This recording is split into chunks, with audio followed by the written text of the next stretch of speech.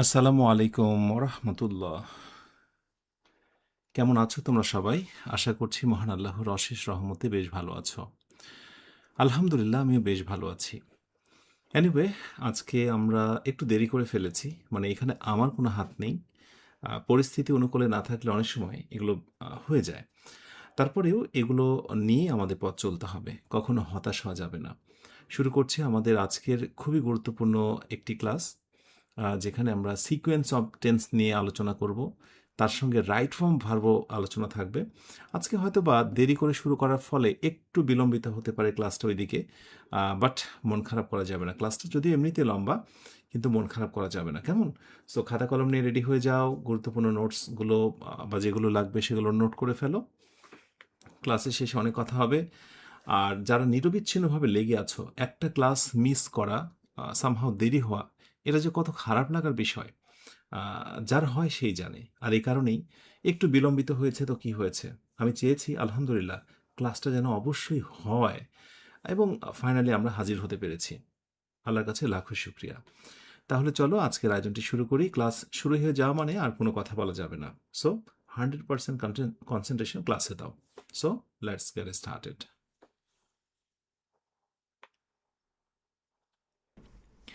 তো sequence of টেন্সের আলোচনা করতে গেলে আরেকটা জিনিসও আমাদের আজকে শিখতে হবে, এবং সেটি হচ্ছে ক্লজ। তো ক্লজ মানে ক্লজের আলোচনাটা পুরোটা থাকবে না। আমরা আজকে সিকোয়েন্স অফ টেন্স শেখার জন্য ক্লজটা যতটুকু প্রয়োজন আমরা ঠিক ততটুকু নিয়ে কথা বলবো, কেমন? সো একটু মনোযোগী হও ক্লাসে। আলোচনার শুরুতেই ছোট্ট একটা আমি টেস্ট দিয়ে দিই, একটা ছোট টেস্ট, এবং নিজেরা ট্রাই করো যে he says that, filling in the gap, and then আমি অপশান হিসেবে বললাম what will be the right answer, he is coming.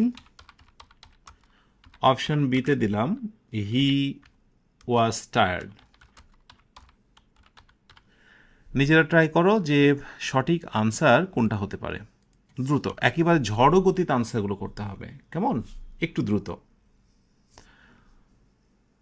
Okay, so এরই সাথে আমি আরও একটা টেস্ট দিয়ে দিই, তাহলে আলোচনাটা দ্রুত বুঝতে সুবিধা হবে। সেটা হচ্ছে he said that, filling in the gap,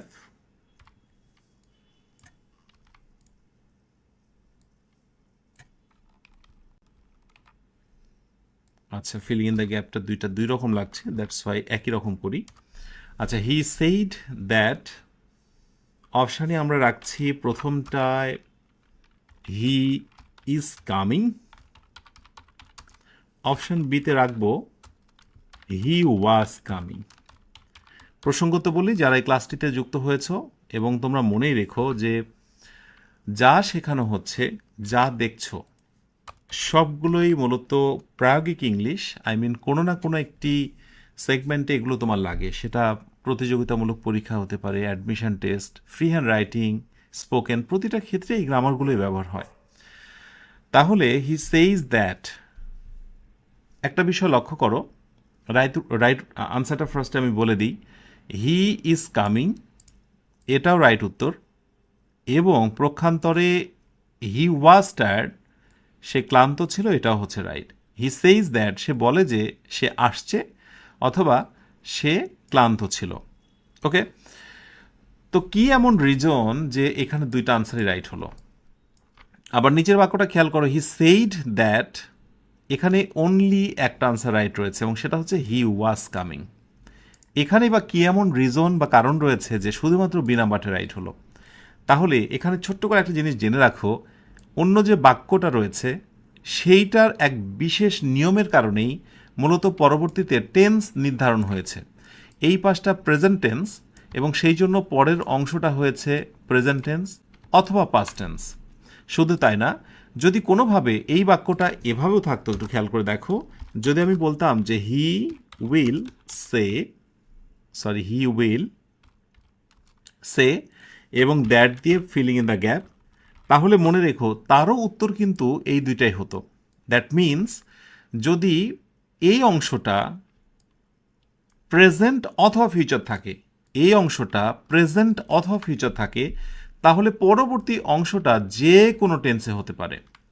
তাহলে এখানে সেন্টেন্সের সংখ্যা কয়টি বলো তো?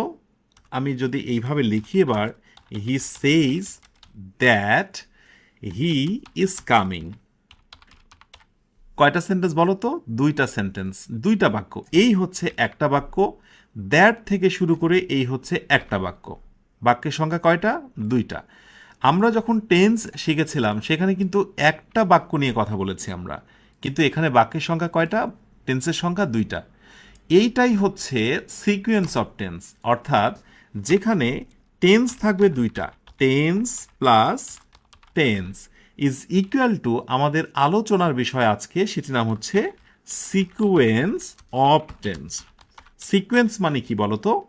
ক্রম, মানে একটার পর আরেকটা। তো একটার পর আরেকটা হতে গেলে সেখানে টেন্স কয়টা থাকবে?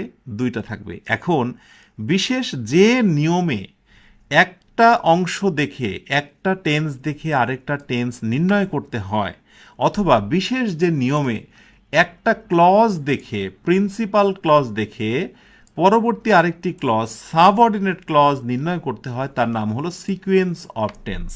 সিকোয়েন্স অফ টেন্সের গ্রামারে কিন্তু আরেকটা নাম রয়েছে, কোনো কোনো জায়গাতে দেখতে পেতেই পারো, সেটি হচ্ছে agreement of tense.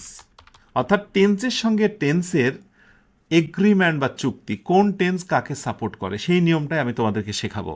R already খেয়াল করেছো যে আমি যখন বললাম যে প্রিন্সিপাল ক্লজ, অনেকের মাথায় কিন্তু ধাক্কা লেগেছে যে বাবা শিখছি সিকোয়েন্স অফ টেন্স, ক্লজের নাম কেন আসলো? ওই যে বললাম, সিকোয়েন্স অফ টেন্স শিখতে গেলে একটু ক্লজ সম্পর্কে ধারণা রাখতে হবে, যেটা আমি একটু পরে তোমাদের সেখানে নিয়ে যাব। তাহলে এই অংশটুকুর নাম হচ্ছে প্রিন্সিপাল ক্লজ, মানে প্রধান বাক্য। আর দ্যাট হি ইজ কামিং, এটার নাম হলো সাবঅর্ডিনেট ক্লজ বা প্রধানের অধীনে থাকা একটি বাক্য। প্রিন্সিপাল ক্লজ বা প্রধান বাক্যর একটা নিয়ম মেনে পরবর্তী সাবঅর্ডিনেট ক্লজ যে ভার্বের টেন্সটা হয়, এটার নামই হলো sequence of tense. Okay, so এখানে ছোট্ট করে একটা নোট তোমরা করে রাখো, সেটি হচ্ছে যদি কখনো প্রেজেন্ট অথবা ফিউচার থাকে, প্রেজেন্ট অথবা ফিউচার থাকে, ওকে, সো পরবর্তীতে হয়ে যাবে এনি টেন্স। এনি টেন্স, প্রথম অংশটা যদি প্রেজেন্ট টেন্স হয়, ওকে, অথবা ফিউচার টেন্স হয়, এই যে ফিউচার হয় প্রেজেন্ট অথবা ফিউচার টেন্স, তাহলে পরেরটা এনি টেন্স হবে। এই অংশটুকুর নাম আমরা বলছি প্রধান বাক্য বা প্রধান ক্লজ, PRINCIPAL, প্রিন্সিপাল ক্লজ। কোনো কোনো জায়গায় এটাকে বলা হবে মেইন ক্লজ, তার মানে যেটাই প্রিন্সিপাল সেটাই মেন। আর এই পাশে অ্যানি টেন্স যেটা হতে পারে তার নাম হলো সাবঅর্ডিনেট। কি? সাবঅর্ডিনেট। আমি জানি যে তোমরা ক্লজ তো শেখোইনি, সেখানে ক্লজের নাম যখন আসছে তখন তো একেবারেই অবাক হয়ে যাচ্ছ, এম আই রাইট? সো সাথে লেগে থাকো, আমি বলছি যে আসলে এই জিনিসটা কি। পরের বাক্যটা দেখো, হি সেইড দ্যাট, এখানে অনলি একটা আনসার রাইট হয়েছে। কেন? এখানে একটা নিয়ম বিদ্যমান যে প্রথম অংশ বা প্রিন্সিপাল ক্লজটা যদি পাস্ট টেন্সে হয়, আমি এখানে নোটটা দিয়ে দিই, প্রথম অংশটা যদি কোনোভাবে পাস্ট টেন্স হয়ে যায়, ইজ ইকুয়াল টু পরেরটা হয়ে যাবে পাস্ট টেন্স। পরেরটা হয়ে যাবে পাস্ট টেন্স। সেটা পাস্ট ইনডিফিনিট হতে পারে, পাস্ট পারফেক্ট হতে পারে, কিন্তু পাস্ট থাকলে অবশ্যই পরের অংশটা কিন্তু পাস্টেই হবে। তো সেইড, এটা যেহেতু পাস্ট টেন্স, তাই পরের অংশটা কি হবে? পাস্ট টেন্সই হবে, এখানে প্রেজেন্ট হতেই পারে না। তাহলে এখানে সেইড না থেকে যদি কোনোভাবে সেজ থেকে যেত, তাহলে শুধুমাত্র হি ইজ কামিং হতো না, ওয়াজও কামিং হতো, অর্থাৎ যে কোনো আনসারই রাইট হতে পারত, প্রেজেন্ট অথবা ফিউচার। সো এটি হলো সিকোয়েন্স অফ টেন্সের একেবারে মূল দুইটা স্ট্রাকচার। কোন দুইটা স্ট্রাকচার? এই দুইটা স্ট্রাকচার। সো আমি এই দুইটা স্ট্রাকচারকে আমি কাছাকাছি রাখবো। এটা হচ্ছে নাম্বার 1, ভালো করে মনে রেখো। অ্যান্ড নাম্বার 2, কেউ যদি বলো যে আমি সিকোয়েন্স অফ টেন্স এত কিছু শিখতে চাই না, আমাকে শর্টকাটে দুইটা কথা বলে ছেড়ে দেন, তাহলে বলবো যে এই দুইটা রুলস নিয়ে তুমি এখান থেকে বিদায় নিতে পারো। কারণ সিকোয়েন্স অফ টেন্সের রুলে যতগুলো রুল আমরা বর্ণনা করব বা দেখব যে এর বাহিরে আসলে কিছুই নেই। ওকে, সিকোয়েন্স অফ টেন্স মানে হচ্ছে বেসিকলি এই দুইটা রুল। এর ব্যতিক্রম যেগুলো আছে সেগুলো নিয়ে আমরা কথা বলবো একটু পরে, কিন্তু তার আগে আমরা ছোট্ট করে জানবো ক্লজ। কারণ ক্লজ না জানলে বারে বারে ক্ষণে ক্ষণে তুমি সিকোয়েন্স অফ টেন্সে ধাক্কা খাবে। সো ক্লজের প্রসঙ্গে একটু আসি আমরা। সো আমরা শিরোনাম দিচ্ছি ক্লজ। তবে বলে দিই এটি ক্লজের পূর্ণাঙ্গ ক্লাস নয়, কারণ ক্লজ নিয়ে আমি বিস্তারিত ক্লাস নেব, যেটার জন্য হয়তো বা 2-3 দিনও লেগে যেতে পারে। সেইটা যখন আমি নেব সেখানে বুঝবে। এখন শুধু ক্লজ নিয়ে একটু কথা বলি। ক্লজ মানে হচ্ছে, প্রথমত মনে রাখবে, ওয়ার্ড প্লাস হচ্ছে ওয়ার্ড, যেটাকে আমরা বলি শব্দের সমাহার, মানে অনেকগুলো শব্দ থাকবে এবং এই শব্দগুলোর মধ্যে একটা সাবজেক্ট থাকবে এবং একটা ভার্ব থাকবে। সেটা আবার যেন তেন ভার্ব নয়, সেটা হচ্ছে finite verb. Finite, NIT, finite verb. আমি যখন তোমাদের ভার্বের লেসন শিখিয়েছিলাম সেখানে বলেছিলাম যে ফাইনাইট ভার্ব কোনগুলো, যে ভার্বের প্রেজেন্ট, পাস্ট এবং পাস্ট পার্টিসিপল হয়, ওকে, যেগুলো টেন্স অনুযায়ী পরিবর্তন হয়। ওকে, সো ক্লজটাকে একটু বড় করি। আলোচনার বিষয় ওয়ার্ড এবং ওয়ার্ড, যার ভিতরে সাবজেক্ট এবং ভার্ব থাকবে এবং এর ভিতরে ফাইনাইট ভার্ব থাকবে। ছোট্ট করে আমি একটা এক্সাম্পল দিই। যেমন আমি যদি বলি যে হি গোজ দেয়ার, হি গোজ দেয়ার, একটু খেয়াল করো, এখানে সাবজেক্ট আছে এবং একটা ভার্ব আছে। অতএব এই অংশটাকে আমরা একটা ক্লজ বলতে পারি। কি বলতে পারি? ক্লজ বলতে পারি, পারি তো? কিন্তু যদি আমি এইভাবে বাক্যটা বলতাম গোয়িং দেয়ার, সেখানে যে, ধরো বলতাম গোয়িং দেয়ার, এবার লক্ষ্য করে দেখো এখানে সাবজেক্ট নেই এবং যে ভার্বটা আছে সেটা কোনো ফাইনাইট ভার্ব নয়। গোয়িং, এটা তো ভার্বের পাস্ট পার্টিসিপল ফর্ম নেই, এটা হচ্ছে পার্টিসিপল অন্য কিছু। সুতরাং এইটাকে আমরা ক্লজ বলবো না, এটা না হচ্ছে ফ্রেজ। আমি ছোট্ট করে একটু মনে করে দিলাম, কারণ অনেক সময় ফ্রেজ এবং ক্লজটা অনেকে গুলিয়ে ফেলো, সেই জন্য অ্যাট এ গ্ল্যান্স আমি দেখিয়ে দিলাম। তাহলে ES দেখে তুমি বুঝতে পারছো টেন্স নির্ণয় করা যাচ্ছে, এটি প্রেজেন্ট টেন্স। ভার্ব দেখে যদি টেন্স নির্ণয় করা যায়, সেই ভার্বটার নাম হচ্ছে ফাইনাইট ভার্ব। আর যদি কোথাও সাবজেক্ট এবং ফাইনাইট ভার্ব থাকে, তাহলে এই লম্বা অংশটুকুর নাম হচ্ছে ক্লজ। আর যদি কোনো সাবজেক্ট না থাকে এবং ভার্বের অস্তিত্ব হারিয়ে যায়, দেখো গোয়িং দেখে কি বুঝতে পারছো এটা কোন টেন্স? নো। সো এইটার নাম কিন্তু ভার্ব নয়, এটার নাম কি বলো তো? এটার নাম হচ্ছে পার্টিসিপল। আমি পরে দেখাবো তোমাদের, এগুলোর নাম হচ্ছে non finite verb. Clear? So এগুলোর নাম হচ্ছে নন ফাইনাইট ভার্ব। ওকে, সো ক্লজের প্রারম্ভিক যে বিষয়টা সেটা আমরা জানার চেষ্টা করলাম। এবার আমরা জানার চেষ্টা করব কাইন্ডস অফ ক্লজেস।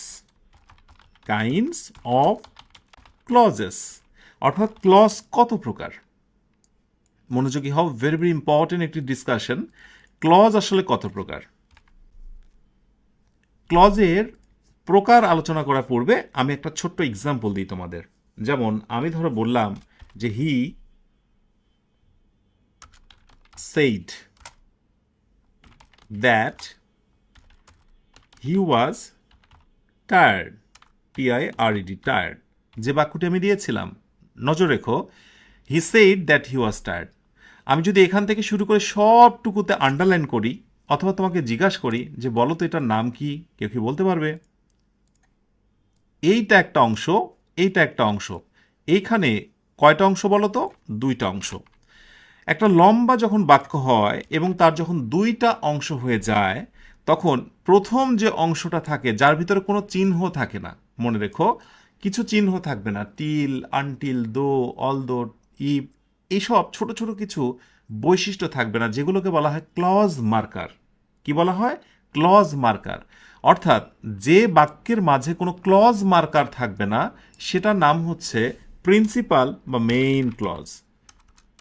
MC বলতে পারি আমরা শর্টকাটে, MC অথবা PC, প্রিন্সিপাল ক্লজ, যা খুশি তাই তুমি বলো, এটার নাম হচ্ছে প্রিন্সিপাল ক্লজ, যার ভিতরে কোনো মার্কার চিহ্ন নেই। কিন্তু যে অংশটার ভিতরে চিহ্ন আছে, that he was tired, that একটা চিহ্ন, এবং এই দ্যাট হি ওয়াজ টায়ার্ড এই অর্থটা প্রকাশ করার জন্য হি সেইডের উপর নির্ভরশীল। তুমি খেয়াল করো, হি সেইড, সে বলেছিল, কথা ক্লিয়ার। কিন্তু যখন হবে দ্যাট হি ওয়াজ টায়ার্ড, যে সে ক্লান্ত ছিল, এই যে সে মানে কথাটা কেমন আবঝা লাগছে। অর্থাৎ প্রিন্সিপালের সাহায্য ছাড়া, প্রধান বাক্যের সাহায্য ছাড়া যে অংশটি তার অর্থ পরিপূর্ণ করতে পারে না, তার নাম হচ্ছে SC বা সাবঅর্ডিনেট ক্লজ। ওকে, তাহলে নিশ্চয়ই বুঝে গেছো যে একটা সেন্টেন্স যেটা দেখে আমরা একটা মনে করি, তার ভিতরে মূলত দুইটা পার্ট থাকে, একটা থাকে প্রধান আর একটা হচ্ছে প্রধানের অধীন। প্রধানকেই বলা হয় প্রিন্সিপাল ক্লজ আমাদের আলোচনার বিষয়। আর প্রধানের অধীনে এক বিশেষ ক্লজ মার্কার নিয়ে যে বসে তার নাম হচ্ছে সাবঅর্ডিনেট ক্লজ। ওকে, সো আমরা প্রকার কিন্তু অলরেডি পেয়ে গেছি। প্রকার কয়টা বলো তো? দুইটা। নাম্বার 1, একটা হচ্ছে প্রিন্সিপাল ক্লজ, অথবা এটাকে অনেক সময় বলা হয় মেইন ক্লজ, অথবা অনেক সময় বলা হয় ইনডিপেন্ডেন্ট ক্লজ। ইন্ডিপেন্ডেন্ট মানে কি বলতো? স্বাধীন, মানে এ কারো উপরে কোনো স্বাধীন মানে পরাধীন নয়, এ একেবারে স্বাধীন। এবং আরেকটি প্রকার রয়েছে, সেটির নাম কি বলতো? সেটির নাম হলো সাবঅর্ডিনেট, মানে অন্যের অধীন। সাব মানে কি? অন্যের অধীন। Subordinate, ordinate, subordinate clause. Okay, so principal, main, independent একই ক্লজ। তোমরা হয় কি অনেক সময় একটা বই কিনতে যাও, একটা বই তোমরা কেনার পরে অনেক কিছু বুঝতে পারো না, কারণ সেখানে সিনোনিমাস অনেক ওয়ার্ড ইউজ করা হয়। তুমি জেনেছো যে প্রিন্সিপাল ক্লজ, হঠাৎ করে সেখানে বলছে যে ইন্ডিপেন্ডেন্ট ক্লজ, এটা থাকলে আর ধরতে পারো না। এর কারণই হলো একটা জিনিসকে যে আরও অনেকগুলো নিকনেমে আরও অনেক উপনামে রাখা হয়, সেগুলো না জানাটা। তো আলহামদুলিল্লাহ আমি চেষ্টা করছি প্রতিটি ক্লাসেই তোমাদেরকে যা যা দরকার সব দেওয়ার। সাবঅর্ডিনেট ক্লজ, সাবঅর্ডিনেটের অন্য একটা নাম হতে পারে, সেটা কি বলতো? এনিওয়ান? ইন্ডিপেন্ডেন্ট যদি স্বাধীন হয়, তো সাবঅর্ডিনেট মানে তো পরাধীন। পরাধীন ইংরেজি কি? Dependent. Dependent. So dependent clause একটা প্রধান, ওকে, আর একটা হচ্ছে প্রধানের অধীন। এই যে সেটা হচ্ছে প্রধানের অধীন। তাহলে লম্বা যখনই তোমরা কোনো একটা বাক্য দেখবে, এখন থেকে ধরেই নেবে যে সেইখানে দুইটা পার্ট আছে। ভালো করে মনে রেখো, কয়টা পার্ট বলো তো? দুইটা পার্ট। যেমন আমি একটা এক্সাম্পল দিই তোমাদের, দেখা যাক ঠিকঠাক মতো ধরতে পারছো কিনা। I think, THINK, think, I think that he knows it. বলো তো এখানে কয়টা পার্ট? দুইটা। আই থিঙ্ক একটা, আর ক্লজ মার্কার, বিশেষ কিছু চিহ্ন। আমি একটা পুরো লম্বা লিস্ট দেব তোমাদের ক্লজ মার্কারের, এই বৈশিষ্ট্যগুলো। ঠিক আছে, এই বৈশিষ্ট্যগুলো রয়েছে। সুতরাং প্রথমটাকে বলবো আমরা PC মানে প্রিন্সিপাল ক্লজ, আর পরেরটাকে বলবো SC মানে সাবঅর্ডিনেট ক্লজ। বুঝে নিও, P that means principal, S that means subordinate. কেমন? একটা লম্বা বাক্য। এইবার আরেকটি মূল টেস্ট দেব। এখানে টেস্ট মূলত হয়নি, এবার একটু অন্যরকম টেস্ট দিই। যেমন as you say I can do. এবার তোমাদেরকে বলতে হবে এখানে কোনটা প্রিন্সিপাল আর কোনটা হলো সাবঅর্ডিনেট। দুইটা অংশ তো। অ্যাজ ইউ সে, যেহেতু তুমি বলো আই ক্যান ডু। বলো দেখি। প্রসঙ্গত বলি, এই একই বাক্যকে তুমি দুইভাবে লিখতে পারো। একটা হচ্ছে I can do, I can do, মাঝখানে অ্যাজ দিয়ে দাও, অ্যাজ ইউ সে। কিন্তু এই দুইটা বাক্য তুমি এইভাবে লিখতে পারলেও আমি ছোট্ট একটা ভুল করে রেখেছি। কেউ কি বলতে পারো আমার ভুলটা কোথায়? ঝটপট করে একটু কমেন্টে জানাও। মাশাআল্লাহ, very good. As you say I can do. Yes, as you say, অ্যাজকে বলা হচ্ছে ক্লজ মার্কার। এটা ক্লজ চেনার একটা বৈশিষ্ট্য। কি ক্লজ? সাবঅর্ডিনেট চেনার বৈশিষ্ট্য। আমি সাবঅর্ডিনেটের একটা মার্কারের লম্বা লিস্ট আছে, আমি আবার বলছি, একটু পরে শেয়ার করছি।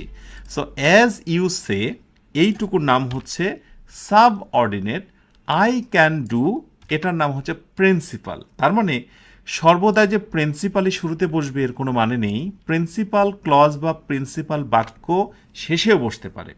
ওকে, পার্থক্য হচ্ছে কি, যদি প্রিন্সিপাল ক্লজটা আগে বসে তাহলে সাবঅর্ডিনেটের ক্লজ মার্কার দিয়ে পরের বাক্যটা বসবে, কোনো কমা ব্যবহার করতে হবে না।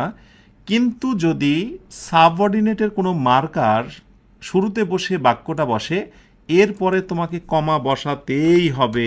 এটাই ভুল। আমার এটাই প্রশ্ন ছিল যে ভুলটা কোথায়।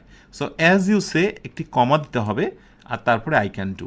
কিন্তু যদি প্রিন্সিপাল ক্লজটাকে আগে নিয়ে চলে আসো এইটার মতো করে, আর ক্লজ মার্কারটা যদি পরে দিয়ে দ্বিতীয় বাক্যটা লেখো, তাহলে আর কিন্তু কোনো কি দিতে হবে না বলো তো, আর কোনো কমা চিহ্ন ব্যবহার করতে হবে না। এই কথাটা খুবই সাধারণ, কিন্তু প্রতিযোগিতামূলক পরীক্ষাতে ছোট্ট এই প্রশ্নটাই অনেক সময় প্যারা দেয়। যেমন এই প্রশ্নটাই যদি বলি যে if you say I will do, এ একটা বাক্য, এবং আরেকটি বাক্যতে বলা হলো যে I will do if you say, if you say. তাহলে বলো তো এখানে কোন বাক্যটি সঠিক আর কোনটা হচ্ছে ভুল?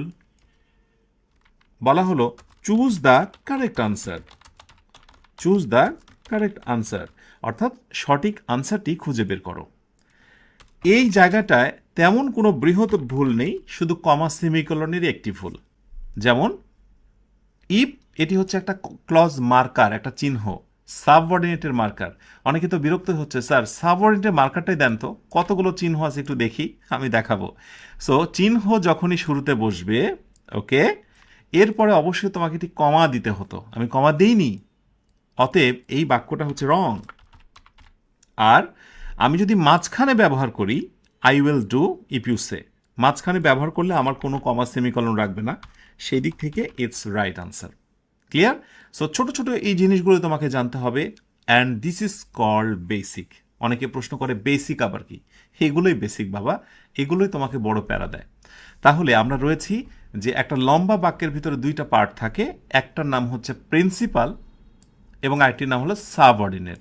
প্রিন্সিপাল ক্লজ, সাবঅর্ডিনেট ক্লজ আগে পরে বসতেই পারে, শুধু পার্থক্য হচ্ছে প্রিন্সিপাল ক্লজ আগে বসলে সাবঅর্ডিনেট ক্লজ সোজাসুজি বসে যায়, কোনো কমা বসে না। আর সাবঅর্ডিনেট ক্লজটা যদি শুরুতে বসে তাহলে প্রিন্সিপাল ক্লজের মাঝখানে একটা কি বসে? কমা বসে, বসাতেই হবে, না বসালে এটি হচ্ছে ভুল। ক্লিয়ার?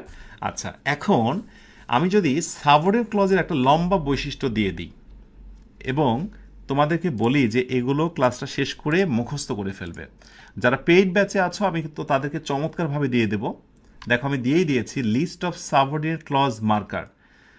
ক্লজ তো দুইটা মূলত, একটা হচ্ছে প্রিন্সিপাল, একটা সাবঅর্ডিনেট। এখন যদি কোনো বাক্যতে তুমি দেখো বিকজ, যদি দেখো সিন্স, যদি দেখো অ্যাজ, আমি অনেক বাক্য দিয়েছি এখানে, সবগুলো বিকজ দিয়ে। She left early because she was tired, সে তাড়াতাড়ি চলে গেল কারণ সে ক্লান্ত। দুইটা পার্ট, শি লেফট আর্লি এই একটা part, because she was tired এই হচ্ছে একটা পার্ট। এখন আমি যদি বলি যে বলো তো কোনটা সাবঅর্ডিনেট ক্লজ, তাহলে বলবে যে স্যার আপনি যেহেতু শিখিয়েছেন যে বিকজ থাকলে এই যে বিকজ আছে অতএব এটার নাম সাবঅর্ডিনেট, তাহলে বলো তো সাবঅর্ডিনেটটা বাদ দিলে কোন ক্লজ থাকে? যে স্যার অবশ্যই সেটা থাকে মেইন ক্লজ। খুবই সহজ, এই বৈশিষ্ট্যগুলো যে বাক্যের সাথে লাগানো থাকবে, যে বাক্যের সাথে লাগানো থাকবে, দেখো যে বাক্যের সাথে লাগানো আছে সেইগুলোকে আমরা বলছি সাবঅর্ডিনেট ক্লজ।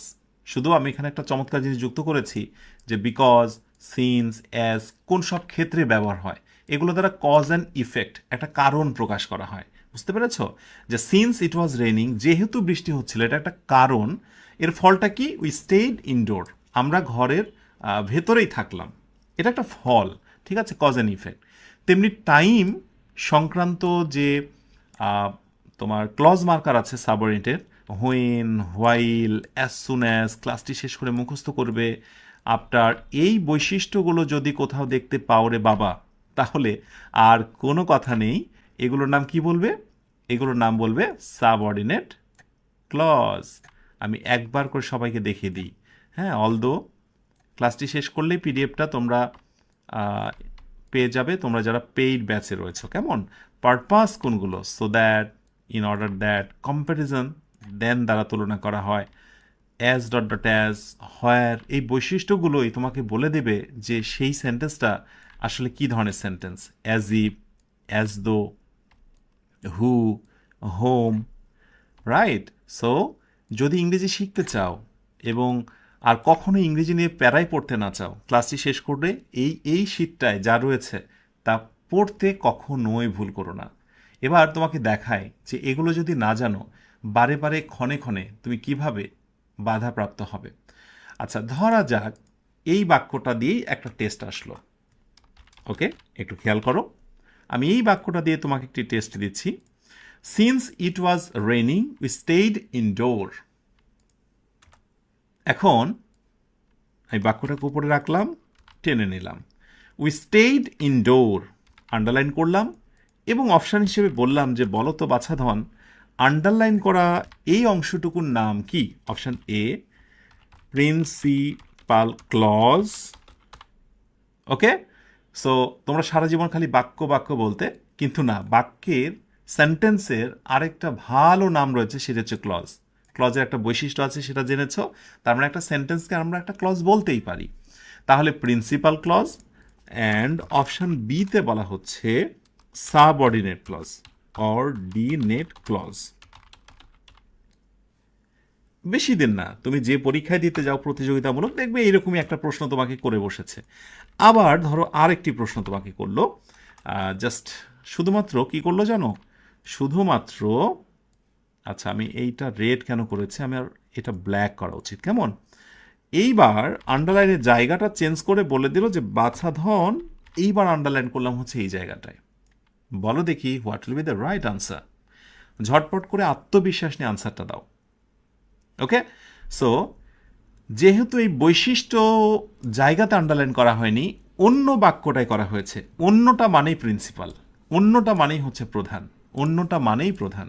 ওকে, আর এই বৈশিষ্ট্য আমি তো মুখস্থ করেছি, আমি জানি এগুলো সাবঅর্ডিনেট ক্লজ মার্কার, এই চিহ্ন আছে, অতএব বাবা তোমার নাম হলো subordinate clause.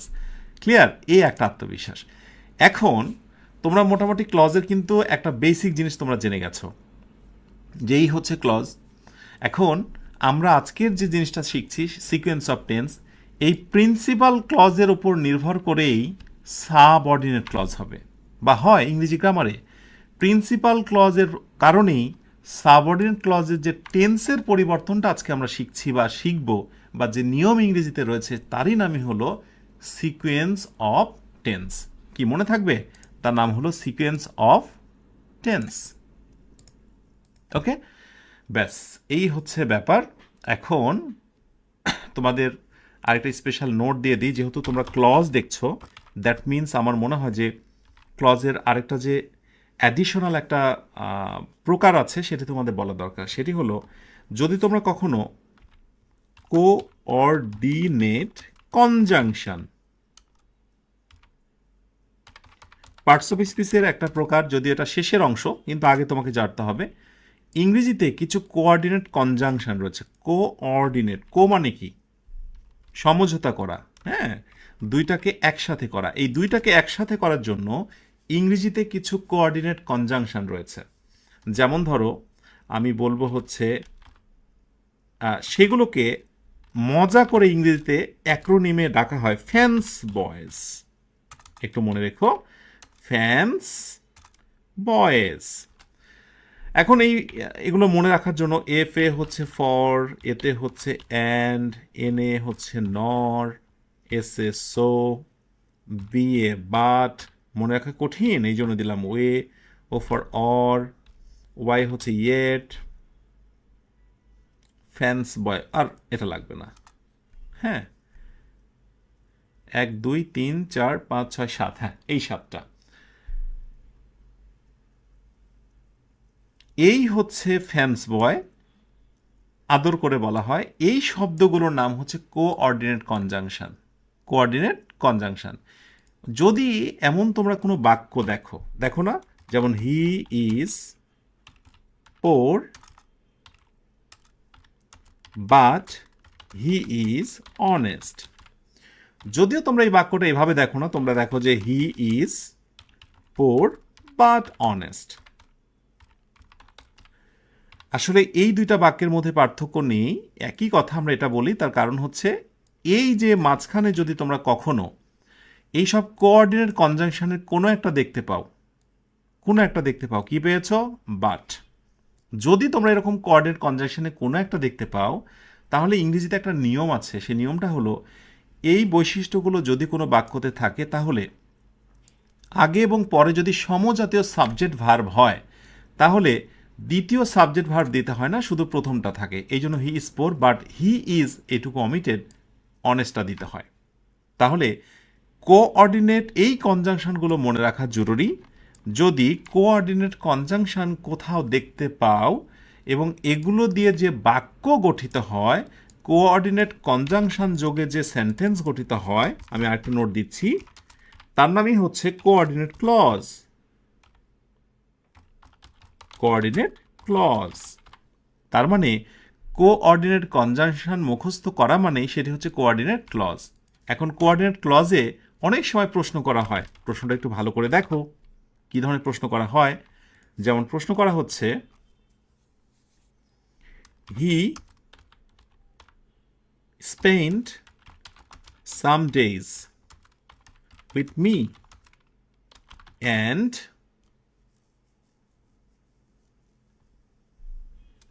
I spent some days alone. সে আমার সাথে কিছুটা দিন কাটিয়েছিল আর আমি কিছু দিন কাটিয়েছিলাম একাকী। মাঝখানে কি রয়েছে? অ্যান্ড। একটু নজর দিও কেমন। আচ্ছা, এখন প্রশ্ন হচ্ছে হি স্পেন্ড হবে, সেন্ড কেন বাবা, স্পেন্ড, SPENT, স্পেন্ট। তো এখন he spend some days with me, এই পাশে একটা ক্লজ বা বাক্য। I spend some days alone, এই পাশে একটা সেন্টেন্স বা এই পাশে একটা ক্লজ বা বাক্য। তোমরা কি আমাকে বলতে পারো এই বাক্য আর এই বাক্যকে কি বলা হয়? অপশান। অপশান হিসেবে সেটা কি প্রিন্সিপাল ক্লজ, অপশান বি এটা কি subordinate clause, and option C principal clause, subordinate clause, এবং আরেকটি হচ্ছে এই মুহূর্তে শিখলাম কোঅর্ডিনেট ক্লজ, অর্ডিনেট ক্লজ। ঝড়ো গতিতে রাইট আনসারটা দিয়ে দাও। I am just waiting for your feedback. যারা কোনোভাবেই তোমাদেরকে রিকোয়েস্ট থাকবে, যারা 50 বেসিক ক্লাসের আয়োজনে ধুম করেই ক্লাস করছো, মানে এলোমেলোভাবে, তারা বুঝবে না তোমার লক্ষ্য হচ্ছে প্রথম থেকে শুরু করে একটি একটি করে ক্লাস করা, কারণ প্রতিটা ক্লাসের সঙ্গে কিন্তু আরেকটা ক্লাসের সম্পৃক্ততা রয়েছে। সো তোমাকে এটা জানতে হবে। আমি জানি তোমরা গণহারে ভুল করবে, সো আমি টাইম ওয়েস্ট করবো না। তোমরা দেখেছো যে he spend some days with me, I spend some days alone, মাঝখানে যেহেতু অ্যান্ড আছে, অতএব তোমরা এটাকে যে কোঅর্ডিনেট ক্লজ বলবে আমি এটাই ধরে নিয়েছিলাম, বাট এটাই হচ্ছে ভুল। ভুলটা কি? আমি আন্ডারলাইন করেছি, দেখো এই অংশটুকু আর এই অংশটুকু, মাঝখানের এই অংশটুকু আমি বাকি রেখেছি। সো ওইটা ব্যাপার না।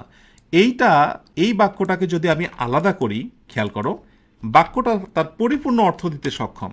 এই বাক্যটাকে যদি আমি ওইখান থেকে আলাদা করি, তাহলে এই বাক্যটা পরিপূর্ণ অর্থ দিতে সক্ষম। তাহলে যে বাক্যটা পরিপূর্ণ অর্থ দিতে সক্ষম তাকে আমরা কি বলবো? ইয়েস, তাকে বলবো আমরা প্রিন্সিপাল ক্লজ, মানে প্রধান বাক্য।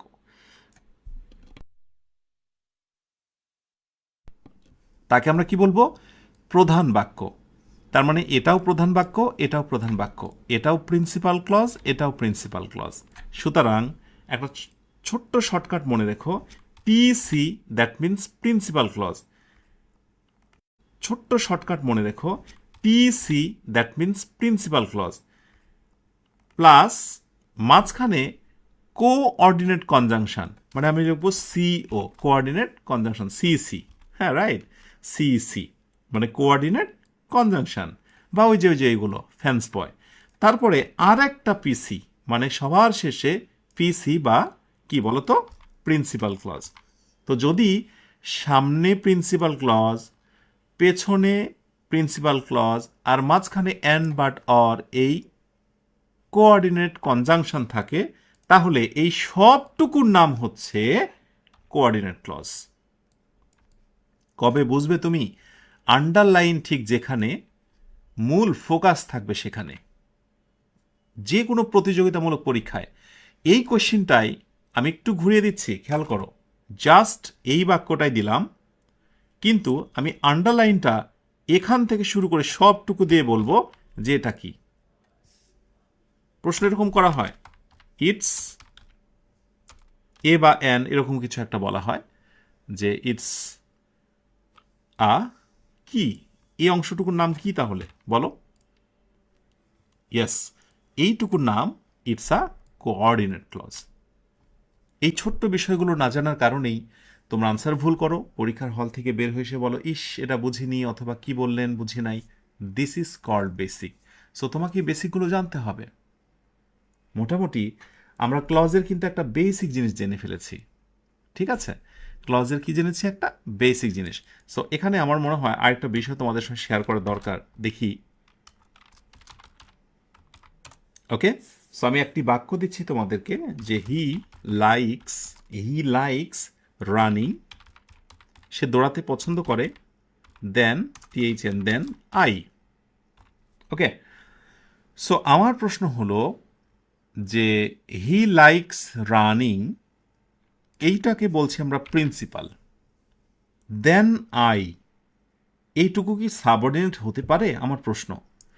হি লাইকস রানিং, সে দৌড়াতে পছন্দ করে, দেন আই, আমার তুলনায়। এই দেন আই এইটুকুর নাম কি প্রশ্ন করা হচ্ছে। অপশন এ, এটি কি phrase, PHRAC phrase. Option B, it's a clause, CLAUSE clause. ঝটপট করে এই আনসারটি জানাও, এবং সাথে এটিও তোমাদের বলে দিই, আলোচনা শুরুতে আমি তোমাদের ক্লজের শুরুতে আমি একটা জিনিস বলেছিলাম যে ক্লজ হতে গেলে সেখানে অবশ্যই একটি ভার্ব থাকতে হবে। এই লাল যে অংশটি রয়েছে এই অংশটুকু কি ফ্রেজ নাকি ক্লজ? আমি জানি গণহারে হয়তোবা তোমরা এটাকে ফ্রেজ বলবে, আর এখানেই বড় সমস্যা। কারণ সাদা চোখে যেটা দেখা যায়, ইংরেজির রহস্য বলে একটা জিনিস রয়েছে। আসলে দেন আই বলতে এর ভিতরে একটা জিনিস লুকানো আছে। হি লাইকস রানিং, সে দৌড়াতে পছন্দ করে, দেন আই লাইক রানিং। অর্থাৎ আমি যে পরিমাণে দৌড়াতে পছন্দ করি তার চেয়ে সে দৌড়াতে বেশি পছন্দ করে। এই লাইক রানিং কথাটা এখানে লুকানো আছে।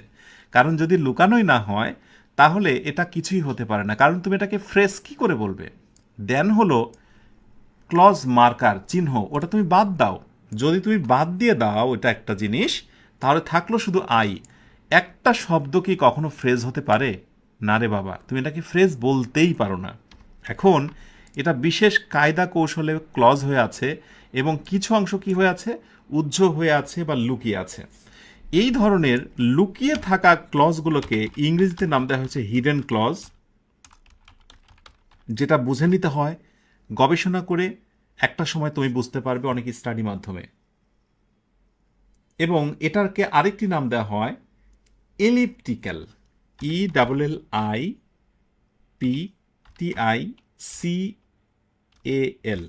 সো এলিপ্টিক্যাল অর্থাৎ উজ্জ্ব, দুইটার অর্থ একই, মূলত গোপন, লুকোনো বা উজ্জ্ব।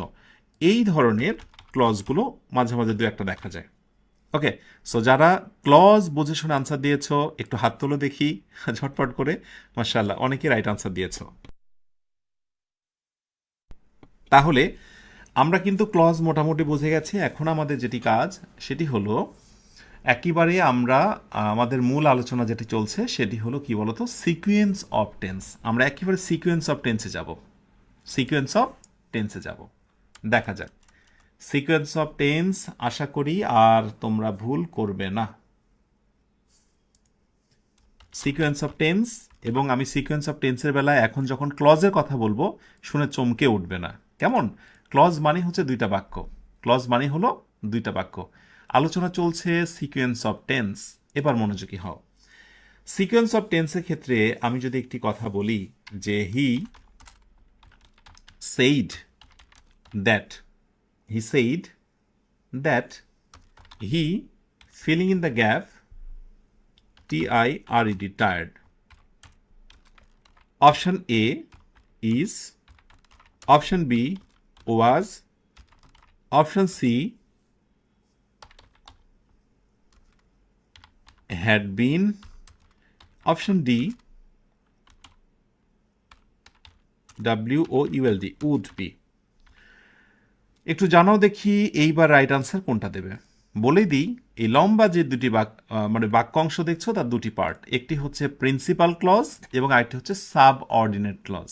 প্রিন্সিপাল ক্লজ দেখে বিশেষ নিয়ম অনুসরণ করে সাবঅর্ডিনেট ক্লজের ভার্বের যে পরিবর্তন হয় তার নামই হলো সিকোয়েন্স অফ টেন্স। লক্ষ্য করে দেখো, এই পাশে এটি হচ্ছে পাস্ট টেন্স, তাই পরেরটি কি হবে বলো তো, পাস্ট টেন্স হবে।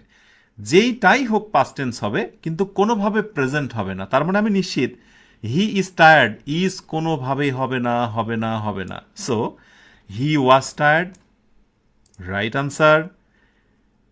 হি হ্যাড বিন টায়ার্ড, সে ক্লান্ত হয়েছিল। পাস্ট পারফেক্ট, পাস্টই তো, পাস্টের যত রকম আছে সেটা পাস্ট ইনডিফিনিট হতে পারে, পাস্ট কন্টিনিউয়াস হতে পারে, প্রয়োজন বোধে পাস্ট পারফেক্ট হতে পারে, কিন্তু হবে। আবার উইল থেকে উড, যেটাকে ফিউচার ইন দ্য পাস্ট বলা হয়, হি উড বি টায়ার্ড, সে বলেছিল সে ক্লান্ত হতে পারে, সো উড বি টায়ার্ড। তার মানে এখানে সবগুলো আনসার রাইট, শুধুমাত্র ইজ ব্যতীত। মাশাআল্লাহ। এই যে যারা আত্মবিশ্বাস নিয়ে বলতে পেরেছো, দ্যাট মিনস তাদের কিন্তু একটু একটু করে বেসিকের এই লেভেলটা বৃদ্ধি পাচ্ছে। মনে আছে সিকোয়েন্স অফ টেন্স মানেই হলো এই দুইটা রুল, যত রুলই করতে যাবে ঘুরে ফিরে এই দুইটা রুলই আসবে।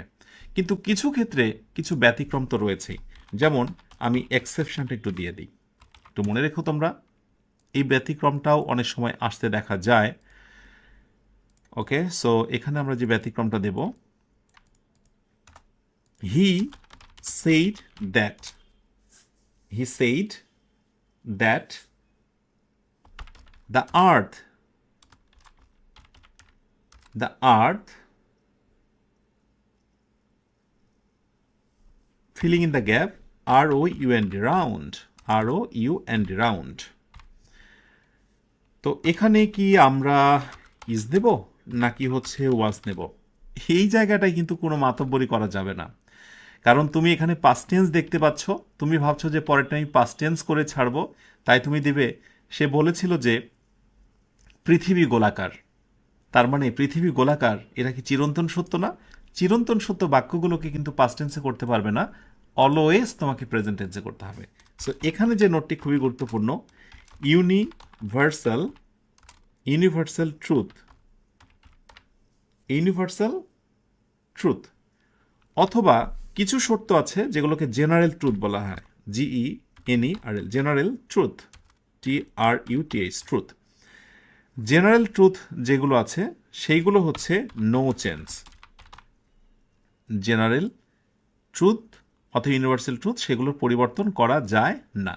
ঠিক আছে, সো একটা টেস্ট হয়ে যাক, দেখা যাক তোমরা রাইট আনসার কি দিচ্ছ। The teacher said that water ... at 100 degree Celsius. So option A boils, option B boiled, ইত্যাদি ইত্যাদি। ঝড় গতিতে রাইট আনসারটা দ্রুত দিয়ে দাও, দ্রুত দ্রুত দ্রুত। দ্য টিচার সেইড দ্যাট, শিক্ষক বলেছিলেন যে পানি 100 ডিগ্রি সেন্টিগ্রেডে কি হয়, একেবারেই পূর্ণাঙ্গরূপে বয়েল হয়, সেদ্ধ হয়, ফুটন্ত হয়। ইয়েস, এটা হচ্ছে জেনারেল ট্রুথ। আগেরটা ছিল ইউনিভার্সাল ট্রুথ, আর এটা একেবারে জেনারেল ট্রুথ। এটাকে ইউনিভার্সাল ঠিক বলার দরকার নেই, জেনারেল ট্রুথ, এটা আমরা জানি, সায়েন্স এটা প্রমাণ করেছে। সো তুমি চাইলেই এখানে পাস্ট টেন্স আছে এই নিয়ম অনুসরণ করে পরেরটা পাস্ট টেন্স করতে পারবে না, এখানে কি হয়ে যাবে, প্রেজেন্ট টেন্স হয়ে যাবে। এরকম দুই একটা ব্যতিক্রম রয়েছে। যেমন নেক্সট আরেকটি বাক্য তোমরা দেখে নাও, বি কেয়ারফুল, এগুলোই তোমার জীবনে কাজে দেবে। আমরা রয়েছে এখন সিকোয়েন্স অফ টেন্স, একটা দেখে আমরা আরেকটা নির্ণয় করছি, একটা বাক্য দেখে আমরা আরেকটা নির্ণয় করছি। যেমন আমি যদি বলি হি said that he fill in the gap to the gym every day, EVERY, every day. Okay, gym, জি ছোট হাতের হবে, এভরিডে। এখন আমার প্রশ্ন হলো এই জায়গাটায় কি আমি গোজ দেব, অপশন বি আমি ওয়েন্ট দেব, অপশন সি আমি হ্যাড গন দেব। দ্রুত ঝড়ো গতিতে আনসারটি দিয়ে দাও। He said that he ... to the gym everyday. দ্রুত। আচ্ছা, প্রথম কথা, এই পাশটায় যেহেতু পাস্ট টেন্স রয়েছে, তাহলে পরেরটা কি হবে, পাস্ট টেন্স হবে। পরেরটা কি হবে, পাস্ট টেন্স হবে। তাহলে পাস্ট টেন্স হলে তোমরা হয়তো অনেকে বলবে যে স্যার পাস্ট টেন্সে ওয়েন্টও দিতে পারি, হ্যাড গনও দিতে পারি, বাট নো, এখানে শুধুমাত্র একটা রাইট উত্তর হবে এবং সেটি হচ্ছে went. He went to the gym everyday. অর্থাৎ কিছু কিছু ক্ষেত্রে কিছু জিনিস বাক্যের সঙ্গতির সঙ্গে, কনটেক্সটের সঙ্গতির সঙ্গেও টেন্স নির্ণয় হয়। আমি এই কথাটি এই জন্য তোমাদের শিখিয়ে রাখছি যে না হলে তোমাদের ভিতরে একটা গোড়ামি ভাব থেকে যাবে, স্যার এটা বলেছেন মানে এটা কেন হলো। যেমন সে বলেছিল যে সে প্রতিদিন জিমে যেত, সিম্পলি পাস্ট টেন্স, এখানে হ্যাড গন দেওয়া যাবে না, সো নর্মালি এখানে সিম্পলি পাস্ট টেন্স হয়ে যাবে। এবং এভরিডে থাকলেও যে পাস্ট টেন্স হয় সেটা কিন্তু তার প্রমাণ। টেন্সের সময় আমরা কিছু চিহ্ন দিয়েছিলাম, কিছু টেন্স চেনার বৈশিষ্ট্য, সেখানে বলেছিলাম অলওয়েজ, রেগুলারলি, এভরিডে এগুলো থাকলে ওই টেন্স হয় ইত্যাদি। কিন্তু কোনো কোনো ক্ষেত্রে এগুলো কোনো বৈশিষ্ট্যই মানে না। সো একটা ইংরেজির পূর্ণাঙ্গ সার্থকতা ঘটে বঙ্গানুবাদের মাধ্যমে বা ট্রান্সলেশন করার মাধ্যমে। আরেকটি বাক্য তোমাদের টেস্ট, এবং এই অংশ থেকে আমরা লাস্ট টেস্ট দিব এটি।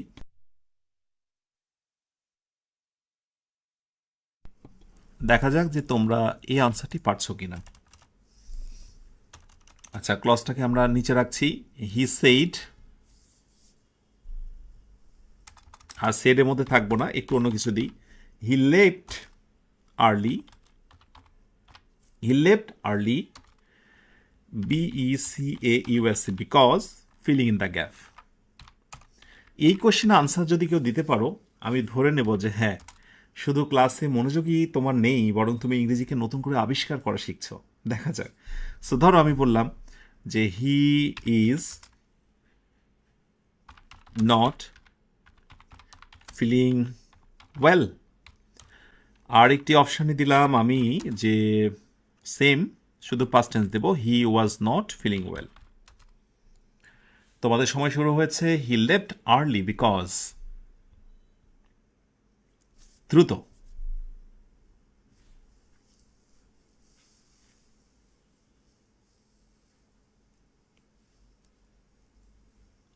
ওকে, সো রাইট আনসারটা এবার একটু মিলিয়ে নাও। হি লেফট আর্লি, সে খুব দ্রুত চলে গিয়েছিল। বিকজ, কারণ, he is not feeling well, কারণ সে কোনো ভালো অনুভব করছে না, সে কোনো ভালো অনুভব করছে না। তোমরা হয়তো মনে করছো he left early principal clause, এই যে ক্লজ মার্কার, সাবঅর্ডিনেট ক্লজ তো অবশ্যই পাস্ট টেন্স হবে, এই নিয়মটাই জেনে এসেছো। প্রিন্সিপাল ক্লজ পাস্ট টেন্স হলে পরেরটা সাবঅর্ডিনেট হবে। এবং আমি বিশ্বাস করি এই বাক্যটা দিলে কোনো নিয়ম না দেখে, কোনো বাংলা অর্থ না করে, 100 জনে মোর দ্যান 99% শিক্ষার্থী হয়তো এটা রাইট উত্তর দিয়ে ফেলবে, লিপ থেকে লেফট পাস্ট টেন্স, তাই হবে ওয়াজ নট। কিন্তু এখানে রাইট উত্তর হচ্ছে এ নাম্বারটা। হিয়ার লাইজ দ্য মূল ফ্যাক্ট, এখানে আসলে মূল রহস্যটি লুকিয়ে লুকিয়ে রয়েছে। এগুলোকে ইংরেজিতে কি বলা হয় জানো? এগুলোকে বলা হয় present reason, present reason with past action, with past action. অর্থাৎ রিজনটা হচ্ছে বর্তমানের, কিন্তু অ্যাকশনটা হচ্ছে পাস্টের। বুঝতে পেরেছ? হি লেফট আর্লি, সে খুব দ্রুত ছেড়ে গিয়েছিল। Because he is not feeling well, সে এখন ভালো অনুভব করছে না। এটা হচ্ছে বর্তমান রিজন। আর অ্যাকশনটা কি? অ্যাকশনটা হচ্ছে হি লেফট আর্লি। তো এই ধরনের ঘটনাগুলো অনেক সময় দেখা যায় সিকোয়েন্স অফ টেন্সের রুলসের একেবারে বিরোধী, যেগুলো তোমাকে প্রচুর স্টাডি করার মাধ্যমে অবশ্যই রপ্ত করতে হবে। এরকম তো কিছু বিষয় রয়েছেই, এগুলো জানতে হবে। তো আমরা যদি পুরো এই shortcut of sequence of tense, sequence of tense আসলে শর্টকাটটা কি, আমরা অ্যাট এ গ্ল্যান্স কি দেখতে পাই? অ্যাট এ গ্ল্যান্স যেটি দেখতে পেলাম, নাম্বার 1, যদি প্রিন্সিপাল ক্লজ থাকে প্রেজেন্ট অথবা ফিউচার, আমি শর্টকাটে লিখছি, ইজ ইকুয়াল টু, এই পাশে হবে এনি টেন্স, অর্থ বুঝে মোটামুটি যে কোনো টেন্স হয়। এরপর আমরা যদি প্রথম অংশটা পাস্ট টেন্স পাই, পাস্ট টেন্স পাই, পাস্ট লিখলাম, এত কিছু না। পরের অংশটায় বেসিকলি আমরা পাস্ট পাবো, তবে কিছু কিছু ক্ষেত্রে ব্যতিক্রম রয়েছে। এটা পাস্ট থাকলেও পরেরটা হবে নো চেঞ্জ, নো চেঞ্জ, অথবা যেটাকে আমি বলতে পারি প্রেজেন্ট। পাস্ট থাকলেও নো চেঞ্জ বলবো, PRESENT, প্রেজেন্ট হয়ে যাবে যদি সেই বাক্যটা হয়ে যায় ইউনিভার্সাল ট্রুথ অথবা জেনারেল ট্রুথ। এই যেটা আমি দিয়েছিলাম সেটা আমি এখানে নিয়ে আসলাম। সেটা আমি নিয়ে আসলাম।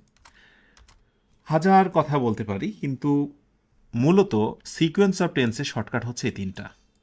এত শর্টকাট জানার পরেও, এত কিছু জানার পরেও প্রতিযোগিতামূলক পরীক্ষা বা বিভিন্ন জায়গাতে কিছু প্রশ্নের আনসার করতে তবুও তুমি কষ্টের মধ্যে পড়ে যাও। সবশেষের আলোচনার এই অংশে আমি তোমাদেরকে একটা ছোট্ট টেস্ট দিই, আর একটা অ্যান্ড লাস্ট টেস্ট। সেটা হচ্ছে I will buy a smartphone, আমি একটা স্মার্টফোন কিনব, হোয়েন, যখন, I dot dot enough money, যখন আমি যথেষ্ট পরিমাণে টাকা উপার্জন করব। সো অপশান এতে বলা হচ্ছে যে EARN আর্ন, অপশান বিতে উইল আর্ন। বুঝে শুনে আনসার দিবে, কারণ আমরা একটা ছোট্ট কথা বলে ক্লাস থেকে বিদায় নিতে চাই যে শেষ ভালো যা সব ভালো তার। আমি সবার জন্য দোয়া করি যে সবাই যেন এটা পারো। I will buy I smartphone, আমি একটা স্মার্টফোন কিনবো, when I dot dot enough money. দেখা যাক কি অবস্থা। ওকে, দ্রুত দ্রুত দ্রুত। যে যখনই ক্লাসগুলো করবে, আসলে এই ক্লাসগুলো তো হচ্ছে চিরসবুজ, এই ক্লাসগুলো কখনো প্রবীণ আর বৃদ্ধ হবে না। লাইক যখনই ক্লাস করবে, যে সময়ের কথাই ভাবো না কেন, এগুলোই হচ্ছে ইংরেজি ফান্ডামেন্টাল বেসিক। ওকে, সো আমরা বাংলায় বলছি যে I will buy I smartphone, আমি একটা স্মার্টফোন কিনবো। আমি একটা কি কিনবো বলো তো? আমি একটা স্মার্টফোন কিনবো যখন আমি অনেক টাকা উপার্জন করব। যখন আমি অনেক টাকা উপার্জন করব, বাংলায় বলছি ভবিষ্যৎ না, সুতরাং অনেকেই তোমরা হয়তো উইল আর্ন দিয়েছো, কিন্তু নো, এখানে রাইট উত্তর হবে এ নাম্বারটা। কেন হবে সেটা আমি একটু বলছি তোমাদের। প্রথম কথা হচ্ছে যে যদি এইটুকুকে আমরা বলি হচ্ছে প্রিন্সিপাল ক্লজ। কি ক্লজ? প্রিন্সিপাল। এটা অবশ্যই প্রিন্সিপাল, কারণ এই হোয়েন এটা হচ্ছে ক্লজ মার্কার। কি ক্লজ বলো তো? Subordinate clause. ক্লাসটা শেষ করে ওই যে আমি যেগুলো মুখস্থ কথা বললাম, আমি শীটটা দিয়ে দেবো, ওগুলো কিন্তু ভালো করে দেখে নেবে। অ্যাজ, সিন্স, হোয়েন, টিল, দো, অল দো, এগুলো হচ্ছে সাবঅর্ডিনেট ক্লজ। তাহলে প্রিন্সিপাল ক্লজ যদি ফিউচার টেন্সে থাকে অথবা প্রেজেন্ট টেন্সে থাকে আমার নিয়ম অনুযায়ী, তাহলে তাহলে আমি সাবঅর্ডিনেট ক্লজ যে কোনো টেন্স করতে পারবো, এই স্বাধীনতা আমার আছে। ওকে, সে অনুযায়ী কিন্তু আমি এখানে প্রেজেন্ট টেন্স করলাম। এখন প্রশ্ন হলো যে কেন? আসলে হোয়েনের পরে যে কথাটি থাকে সেটা দ্বারা মূলত ফিউচারকে এমনি বোঝে না। হোয়েন মানে কি? হোয়েন মানে যখন, যখন মানে এখনো ঘটেনি। হোয়েন এমন একটা শব্দ, হোয়েনের পরে বাক্যটার অর্থ অটোমেটিক্যালি ফিউচার টেন্স হয়ে যায়। সো হোয়েন পরবর্তী যদি টাইম মিন করে, নোটটা লিখে নিতে হবে। হোয়েন ইজ ইকুয়াল টু যদি ফিউচার টাইম উল্লেখ করে, ফিউচার টাইম মানে দেখো আমি স্মার্টফোন কিনবো যখন আমি টাকা উপার্জন করব, উপার্জন করার সময়কে বোঝাচ্ছে। তো যখন ফিউচার টাইমকে বোঝে, কি বলে, ফিউচার টাইমকে মিন করে, ইজ ইকুয়াল টু অলওয়েজ, এটা হয়ে যাবে প্রেজেন্ট টেন্স। তুমি চাইলেও ওটাকে ফিউচার দিতে পারবে না। যদি ফিউচার দিয়ে ফেলো, ওয়ান কাইন্ড অফ রিডান্ডেন্ট, অথবা মানে একই জিনিস ডাবল ইউজ করার মতো হয়ে যায়। এটা হয়তো তোমরা এখন বুঝবে না, একটা শব্দের মধ্যেও কিন্তু কিছু অর্থ লুকায়ে থাকে, ওটা তোমাকে ফিল করতে হবে।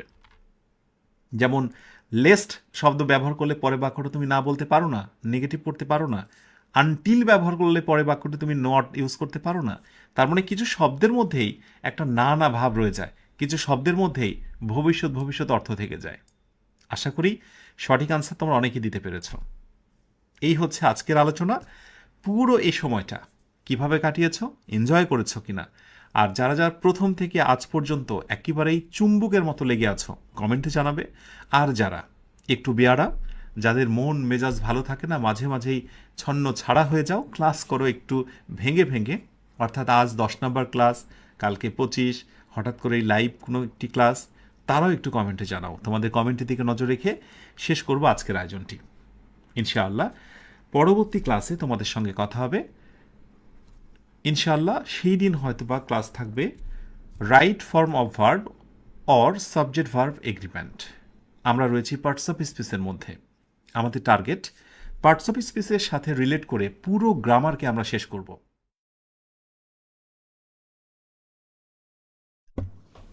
আলহামদুলিল্লাহ, তোমরা প্রথম ক্লাসটা শেষ করলে।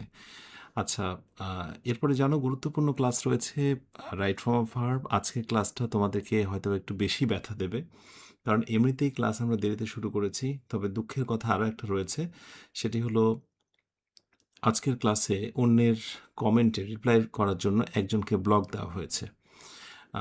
সো ব্লকটা 24 ঘন্টার জন্য দেওয়া হয়েছে। 24 ঘন্টার ভিতর সে কিছুই দেখতে পাবে না।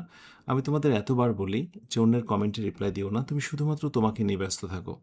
তারপরেও যখন এটা শোনো না আর যখন ব্লকড হয়ে যাও, ইটস রিয়েলি হার্ড, বলবো যে ডিভাইডিং ইস্যুস। সো এটা আমার খুব খারাপ লাগার। সো এনিওয়ে, যারা আছো তোমাদের প্রত্যেকের জন্য দোয়া করি। এখন আমাকে বলো, আমি কি বিরতিতে যাব নাকি পরে ক্লাসটা শুরু করব? দ্রুত বলে ফেলো, আমি কি বিরতিতে যাব, একটি নাশিদ প্লে করব, নাকি ক্লাসটা শুরু করব? কারণ নাশিদ প্লে সব কিছু মিলে আরও কমপক্ষে 5 মিনিট লেগে যাবে। সেই ক্ষেত্রে কি ক্লাসটি শুরু করব, নাকি তোমরা একটু ফ্রেশ হতে চাও? মাশাআল্লাহ, কমেন্টে নজর রাখছি। Makam Hasan, I am regular student of this class. Hmm, ইনশাআল্লাহ। সো শুরু থেকে গাধার মতো লেগে আছি। হ্যাঁ, হ্যাঁ, তুমি আর গাধা থাকবে না, তুমি গাধা থেকে অন্য কিছুতে রূপান্তর হবে। ডিলাইটার মোহাম্মদ, এটাই মনে রেখো। ওকে, সো ক্লাস স্টার্ট করেন স্যার। হ্যাঁ, আমরা মনে হয় ক্লাসটি স্টার্ট করতে পারি। আজকে বিরতি দিলে মনে হয় যে একটু বেশি রাত হয়ে যাবে তোমাদের জন্য। মনে কষ্ট নিও না, অন্যান্য দিন আমরা টিফিন দিই, একটা দিন না হয় একটু এলোমেলো হোক, মন খারাপ করো না, ঠিক আছে? আমরা এখন দ্বিতীয় ক্লাসে প্রবেশ করছি। আর দ্বিতীয় ক্লাসটা ডেফিনেটলি খুব ইম্পর্ট্যান্ট। ইউনো যে right form of verb and তার সঙ্গে সাবজেক্ট ভার্ব এগ্রিমেন্টও থাকবে। সো চলো আমরা দ্বিতীয় ক্লাসটা শুরু করি। তো যেহেতু সাবজেক্ট ভার্ব এগ্রিমেন্টের এই লেসনটা বেশ বড়, বেশ লম্বা, দ্যাটস ওয়াই আমি তোমাদেরকে একটা স্লাইড আকারে আমি পড়াবো, এবং ক্লাসটি শেষ হলেই আমি সেটা তোমাদেরকে আবার পেইড গ্রুপে চমৎকার করে দিয়ে দেব। জীবনের প্রতিটা ক্ষেত্রেই তোমার যে ইংরেজিগুলো লাগে এবং যে ইংরেজি না জানার কারণে তুমি ইংরেজি অংশে রাজত্ব করতে পারো না, প্রতিটি ক্ষেত্রে, সেটা হতে পারে spoken, free hand writing, job preparation, academic অথবা অ্যাডমিশন, প্রতিটি ক্ষেত্রে ইংরেজির যা যা লাগবে ইনশাআল্লাহ আমরা 50টি ক্লাসে কাভার করব। দৃঢ় প্রত্যয় ব্যক্ত করেছি, ইনশাআল্লাহ আমরা শেষ করতে চাই। লেগে থাকো, লেগে আছো অনেকে, শেষ করতে চাই। 50তম আয়োজনে ফিল করবে তোমরা নিজেরাও যে কি পেয়েছো। ওকে, সাবজেক্ট ভার্ব এগ্রিমেন্টের শুরুতে যে কথাটি বলা দরকার, সাবজেক্টের সঙ্গে ভার্বের একটা সম্পর্ক। তাহলে সাবজেক্ট ভার্ব এগ্রিমেন্ট মিনস হচ্ছে, আমি যদি শর্টকাটে ব্যাপারটিকে এভাবে ডিসক্রাইব করি, যে সাবজেক্ট প্লাস ভার্ব। এই সাবজেক্টের পরে যে ভার্বের প্রসঙ্গটা আসে সেটি হচ্ছে যে সাবজেক্টের পরে আমরা যে ভার্বটা নেব সেই ভার্বটা কি সিঙ্গুলার হবে নাকি প্লুরাল হবে। সাবজেক্টের পরে ভার্বটা কি সিঙ্গুলার হবে নাকি প্লুরাল হবে, এটা নির্ণয় করতে পারাটাই হচ্ছে সাবজেক্ট ভার্ব এগ্রিমেন্ট। প্রতিযোগিতামূলক পরীক্ষাতে প্রচুর পরিমাণে প্রশ্ন এখান থেকে আসে। সো আমি একটা ছোট্ট টেস্ট দিয়ে তোমাদের ভিতরে কী ধরনের কনফিউশনটা ক্রিয়েট হয় বা কী টাইপের প্রশ্নগুলো নিয়ে আমরা কথা বলতে চলেছি সেগুলো নিয়ে একটু আলোচনা করা যেতে পারে। আমি ছোট্ট একটা টেস্ট ফার্স্টে দিই। টেস্টটা হচ্ছে all filling in the gap CORR is the correct. So এখন প্রশ্ন হচ্ছে, এই আনসারটাই কি আমি ইজ নেব নাকি আর নেব? ঝটপট করে রাইট আনসারটা দ্রুত দিয়ে দাও। মনে রেখো, যে ইংরেজি না জানার কারণে ইংরেজি প্রিপারেশান শুরু করতে পারছো না, চাকরির ক্ষেত্রে হোক বা স্পোকেনের ক্ষেত্রে হোক বাধাপ্রাপ্ত হচ্ছ, বেসিক্যালি তাদের জন্যই মূলত এই আয়োজন।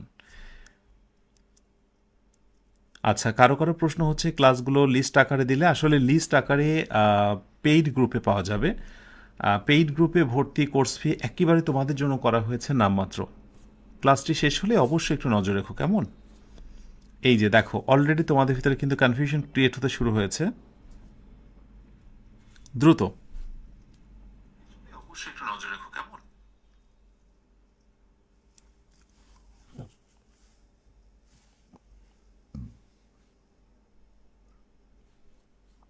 ওকে, সো কিছু সংখ্যক দিচ্ছ আর কিছু সংখ্যক দিচ্ছ ইজ, রাইট আনসারটা নিয়ে নাও। তো আমরা যদি এই বাক্যটাকে একটু এলাবোরেটলি আর একটু বড়ভাবে লিখি, আমরা যদি বলি যে অল দ্য ইনফরমেশন, ধরো বললাম অল দ্য ইনফরমেশন, এরপরে ফিলিং ইন দ্য গ্যাপ দিলাম এবং এরপরে কারেক্ট দিলাম, কেমন? আবার ধরো আমি আরেকটি বাক্য দিলাম যে all the answers, all the answers, এরপরে দিলাম হচ্ছে ফিলিং ইন দ্য গ্যাপ, তারপর হচ্ছে কারেক্ট। তাহলে আমার মনে হয় যে এই আনসারটা তোমরা খুবই ইজিলি এবং স্বতঃস্ফূর্তভাবে আনসারটা দিতে পারবে, যে ইনফরমেশন যেটা গণনা করা যায় না, আনকাউন্টেবল নাউন, এসব ক্ষেত্রগুলোতে বেসিক্যালি ইজ দিতে হয়। So all the information is correct, so আমি এখানে কারেক্ট ইজ দিতে পারি। প্রক্ষান্তরে আমি যদি বলি অল দ্য আনসার্স, আনসার শব্দটি কাউন্টেবল, যার সঙ্গে প্লুরাল হয়েছে, তার মানে এটি হচ্ছে কাউন্টেবল প্লুরাল, অতএব এই জায়গাটা আমরা আর দিতে পারি। সো কিছু কিছু জায়গায় তুমি কিছু সাবজেক্ট দেখে ধারণাই করতে পারবে না যে ভার্বটা কি আসলে সিঙ্গুলার হবে নাকি প্লুরাল হবে। সো এখানে বোথ আর কারেক্ট, সো এখানে হবে বোথ আর কারেক্ট। এই যে বোথের পরে আমি আবার আর বসালাম, এটারও একটা বিশেষ নিয়ম রয়েছে। তাহলে যে পন্থা বা যে পদ্ধতিতে আজকে আমরা সাবজেক্টের সঙ্গে সিঙ্গুলার ভার্ব এবং প্লুরাল ভার্বের সম্পর্ক নিরূপণ করব, তার নামই হচ্ছে সাবজেক্ট ভার্ব এগ্রিমেন্ট। ইনশাআল্লাহ এই ক্লাসটার মধ্য দিয়ে আমরা সাবজেক্ট ভার্ব এগ্রিমেন্টের চুলচেরা বিশ্লেষণ করব, কোনো কিছুই বাকি রাখবো না, কেমন? সো প্রথম থেকে অবশ্যই মনোযোগের সঙ্গে ক্লাসগুলো করতে হবে। ক্লিয়ার? আচ্ছা, সো আমি এক এক করে রুল দিয়েছি, এবার রুলগুলো আমরা একটু হাইলাইট করি। আর সবাইকে নোটস করতে হবে না, যারা পেইড ব্যাচে ভর্তি আছো সেখানে চমৎকারভাবে ক্লাসটি শেষ হলে আমি নোটটা দিয়ে দেবো, কেমন? আচ্ছা, তাহলে প্রথম নাম্বার যে রুলটি বলা হচ্ছে যে সিঙ্গুলার অ্যান্ড প্লুরাল সাবজেক্ট, যেটা অলরেডি আমি বলেছি যে the teacher teachers English, teacher সঙ্গে এস হয়েছে মানে এটি হচ্ছে সিঙ্গুলার, আর টিচার সঙ্গে এস হয়নি তার মানে এটি হচ্ছে প্লুরাল। তো সিঙ্গুলার এবং প্লুরাল ভার বোঝার জন্য খুবই গুরুত্বপূর্ণ দুইটা নোট লিখে নাও। আমার মনে হয় অনেক শিক্ষার্থীর বেসিক্যালি এই বিষয় নিয়ে একটা গোলকধাঁধা রয়ে যায়। ভেতরে গোলকধাঁধাটা কি? গোলকধাঁধাটা হচ্ছে যে সিঙ্গুলার ভার্ব এবং প্লুরাল ভার্ব চিনতে পারো না, সেক্ষেত্রে হি এর পর আমরা যে ভার্বটা বসাতে পারি বা বসাবো সেই ভার্বের নাম হচ্ছে সিঙ্গুলার, এটা যেন মনে থাকে তোমাদের। অর্থাৎ হি এর পরে যে যে ভার্বগুলো বসতে পারে তাদেরকে বলা হয় singular. On the other hand they এর পর যে যে ভার্বগুলো বসবে তারা হচ্ছে প্লুরাল, তারা হচ্ছে প্লুরাল। মনে থাকবে? এই সিঙ্গুলার এবং প্লুরাল নির্ণয় করতে পারাটা নিয়ে অনেকের হাসি পেতে পারে যে স্যার এত সহজ বিষয় নিয়ে বলছেন। আসলে যেহেতু এটি হচ্ছে বেসিক ক্লাস, সো আমি অবশ্যই বেসিক বিষয়গুলো ধরে ধরে শেখাবো। তাহলে ইংরেজিতে যতগুলো ভার্ব আছে, ধরো আমি যদি বলি এম ইজ আর, তাহলে হিয়ের পরে কি বসে? ইজ বসে। এরপরে যদি আমি বলি হ্যাভ হ্যাজ, তাহলে কোনটা বসবে? হিয়ের পরে হ্যাজ বসবে।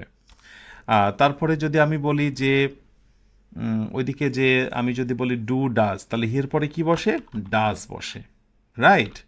ঠিক একইভাবে যদি আমি বলি ডিড সব ক্ষেত্রে বসে, সমস্যা নেই। আমি যদি হ্যাড সর্বক্ষেত্রে বসে, কারণ একটাই ভার্ব। সো এইরকম হিয়ের পরে যে যে ভার্বগুলো বসে সেগুলোকে বলা হচ্ছে সিঙ্গুলার। এদিকে পাস্ট টেন্সের আবার ওয়াজ আছে, এগুলোকে বলা হচ্ছে সিঙ্গুলার। প্রক্ষান্তরে দের পরে যেগুলো যেগুলো বসে, এম ইজ আর, এম তো আয়ের পরে বসে সেটা অন্য কথা, দের পরে কি বসে? আর বসে।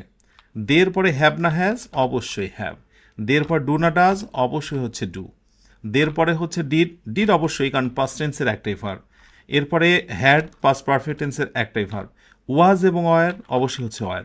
সো হিয়ের পর যে যে ভার্বগুলো বসে সেগুলোকে বলা হয় সিঙ্গুলার, দের পরে যে যে ভার্বগুলো বসে সেগুলোকে বলা হয় প্লুরাল।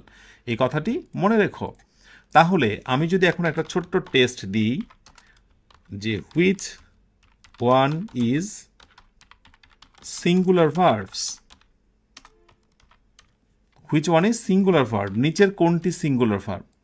হাস্যকর প্রশ্ন, কিন্তু বেশিরভাগ শিক্ষার্থী এই ধরনের প্রশ্নের আনসার ভুল করে। একটি হচ্ছে গো আর আরেকটি হচ্ছে গোজ।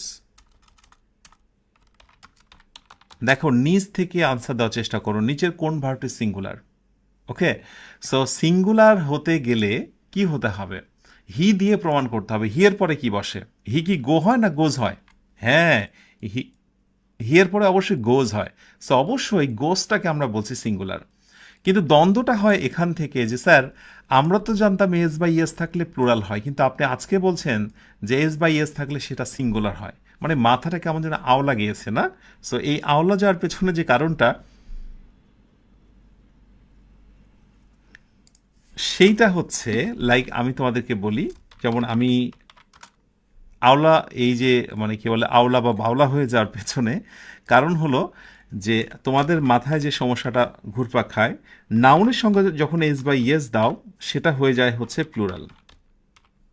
নাউনের সঙ্গে এস বাই এস দিলে হয় প্লুরাল, কিন্তু যখন তুমি ভার্বের সঙ্গে এস বা ইএস দাও সেটা হয়ে যায় সিঙ্গুলার। এই ছোট্ট পার্থক্যটা একটু মনে রেখো।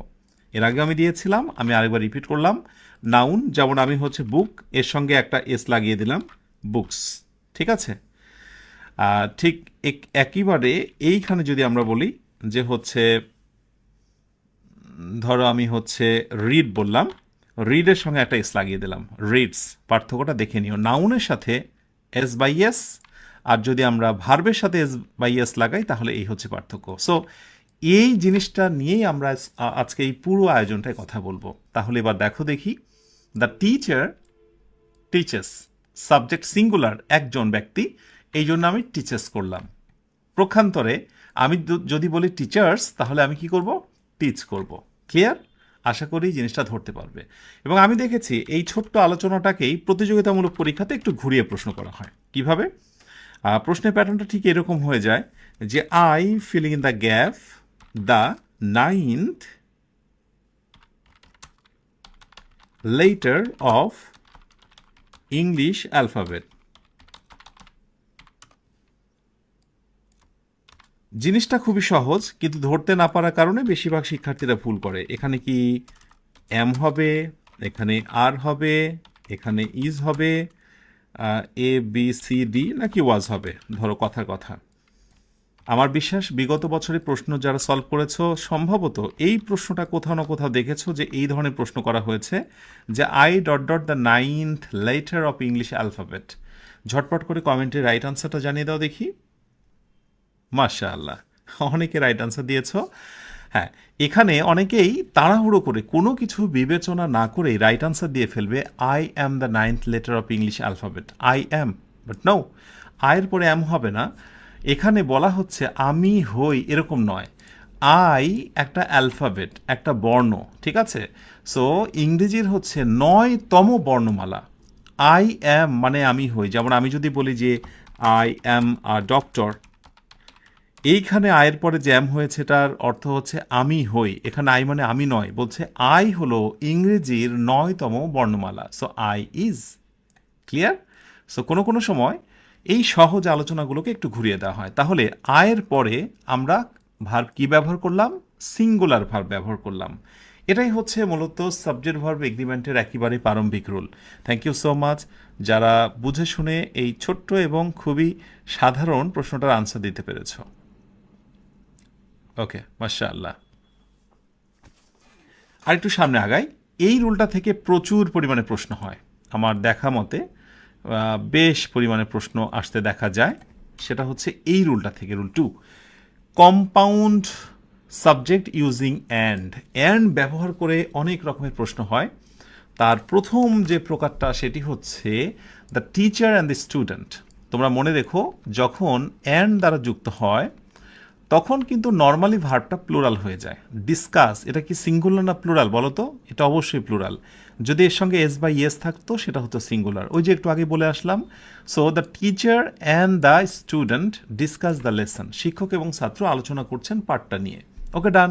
এটা হচ্ছে অ্যান্ডের একেবারে সাধারণ রুল। এর সঙ্গে বেশ কিছু এক্সেপশন রুল আমরা দেখতে পাবো। যেমন, একটু মনোযোগী হও সবাই। আমি যদি এই সেম বাক্যটাই এখান থেকে নিতাম, আমি যদি শুধুমাত্র বলতাম ইজ টিচার অ্যান্ড, মাঝখানে আমি অ্যান্ড দিই, অ্যান্ড দিয়ে compound subject is teacher and students, is teacher and student, তারপরে ধরো আমি এইখানে ফিলিং ইন দ্য গ্যাপ করে দিলাম ডিসকাস দ্য লেসন। এবার একটু পরিবর্তন করে বললাম যে এই জায়গাটা কি আমি হ্যাভ নেব নাকি অপশন এতে আমি হ্যাজ নেব। বলো দেখি রাইট উত্তর কি হবে। প্রায় সেম ক্যাটাগরি, এখানেও অ্যান্ড এখানেও অ্যান্ড, সেম সাবজেক্ট, শুধু পার্থক্য হচ্ছে is teacher and is student, দুই পাশে ইজ দেওয়া হয়েছে।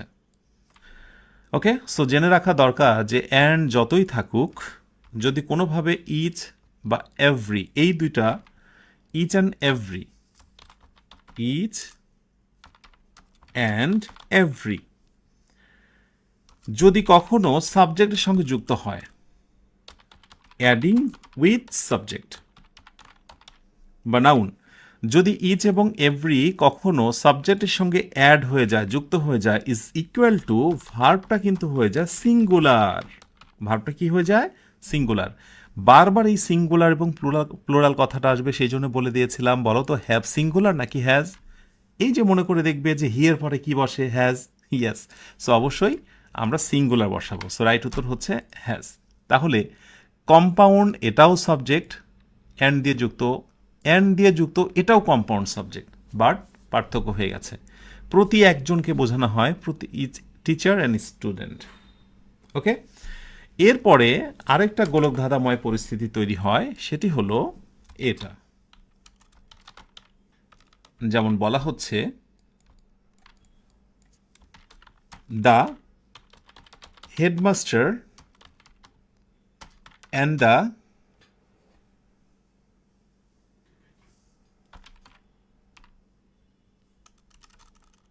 the headmaster and advisor, okay, dot dot, coming to solve the problem, SOLV, solve the problem।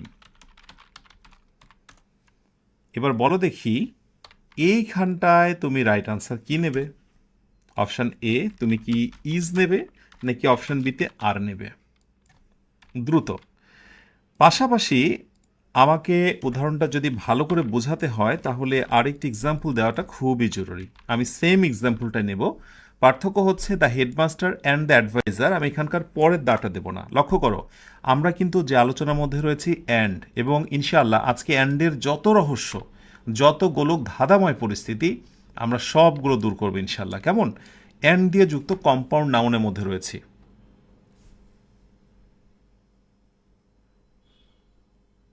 দ্রুত। দ্য হেডমাস্টার অ্যান্ড অ্যাডভাইজার, প্রশ্ন হতে পারে ক্লাসটি কাদের জন্য? ক্লাসটি সবার জন্য। যারা ইংরেজি না জানার কারণে ইংরেজির আরেকটি কোর্স শুরু করতে পারো না, সেটা হতে পারে admission, spoken, free hand writing, আরও অনেক কিছু। কাদের জন্য? সবার জন্যই। কোর্সটা একেবারেই বেসিক টু অ্যাডভান্স, সকলের জন্যই। এই কোর্সটিকে বলা হচ্ছে ফাউন্ডেশন কোর্স। ফাউন্ডেশন এই কোর্সটি শেষ করার পর তুমি যে কোনো কোর্সে ভালো পারফর্ম করতে পারবে ইনশাআল্লাহ। তাহলে এখানে হেডমাস্টার এবং অ্যাডভাইজার, উপদেষ্টা, প্রধান শিক্ষক এবং উপদেষ্টা আসছেন সমস্যাটি সমাধান করতে। আলাদা দুইজন ব্যক্তি, আর এ কারণেই আমরা এখানে আর নেব। আলাদা দুইজন ব্যক্তি, সে কারণে কি নেব? আর নেব। আলাদা দুইজন ব্যক্তি, তার প্রমাণ হয়েছে আর্টিকেল দা হচ্ছে কয়টা? দুইটা। প্রক্ষান্তরে আমরা যদি এখানে আর্টিকেলের দিকে খেয়াল করি তাহলে আর্টিকেলের সংখ্যা একটা, অর্থাৎ দ্য হেডমাস্টার অ্যান্ড অ্যাডভাইজার, অর্থাৎ যিনি প্রধান শিক্ষক তিনি উপদেষ্টা, অর্থাৎ ব্যক্তি একজন, ওই ব্যক্তিটাই coming to solve the problem, সমস্যাটি সমাধান করতে আসছেন। তাহলে মজার ব্যাপার না? একটা আর্টিকেল দা বলে দেয় যে ব্যক্তি কি একজন নাকি দুইজন। যখন নাউনের পূর্বে দুইটা নাউন এবং তার পূর্বে আর্টিকেল দা হচ্ছে দুইটা, দ্যাট মিনস ভার্ব হয়ে যাবে প্লুরাল, ব্যক্তি দুইজন। কিন্তু আর্টিকেল যদি একটা হয়ে যায় দ্যাট মিনস ভার্ব হচ্ছে সিঙ্গুলার। আসলে এখন হয়তো এত রুল বুঝে তোমাকে পড়তে হচ্ছে, বাট একটা সময় এগুলো আর রুল বোঝা লাগবে না, তুমি অটোমেটিক্যালি ধরতে পারবে। সো আমি একটা ছোট্ট নোট দিয়ে দেবো, সেটা হচ্ছে যে দা ডট ডট আরেকটা দা শর্টকাট ইজ ইকুয়াল টু, ভার্বটি হয়ে যাবে plural. Plural. On the other hand, যদি দা হয় একটা, দা প্লাস নাউন, হ্যাঁ, অর্থাৎ নাউন হচ্ছে দুইটা কিন্তু দায়ের সংখ্যা একটা, এই ডট ডট আমি দিতে পারি, অর্থাৎ দায়ের সংখ্যা হচ্ছে একটি, ইজ ইকুয়াল টু, এক্ষেত্রে ভার্ব হচ্ছে সিঙ্গুলার।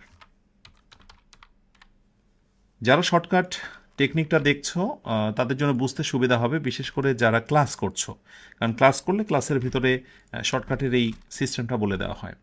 সো এটাকেও আমি একটা নোট বলবো তোমাদের জন্য। ওকে, অ্যান্ড ডেফিনেটলি এটাও হচ্ছে আরেকটা নোট, এই একটা নোট, এই একটা নোট। সো দায়ের মোটামুটি 3-4টা ফ্যাক্ট গেল এখানে। এবার নেক্সটে আমরা আরেকটু সামনে আগাই, দা নিয়ে দেখি আরেকটু কিছু ইনফরমেশন দেওয়া যায় কিনা। যেমন ধরো এই তথ্যটা দেওয়া হচ্ছে, bread and butter filling the gap necessary for everyone.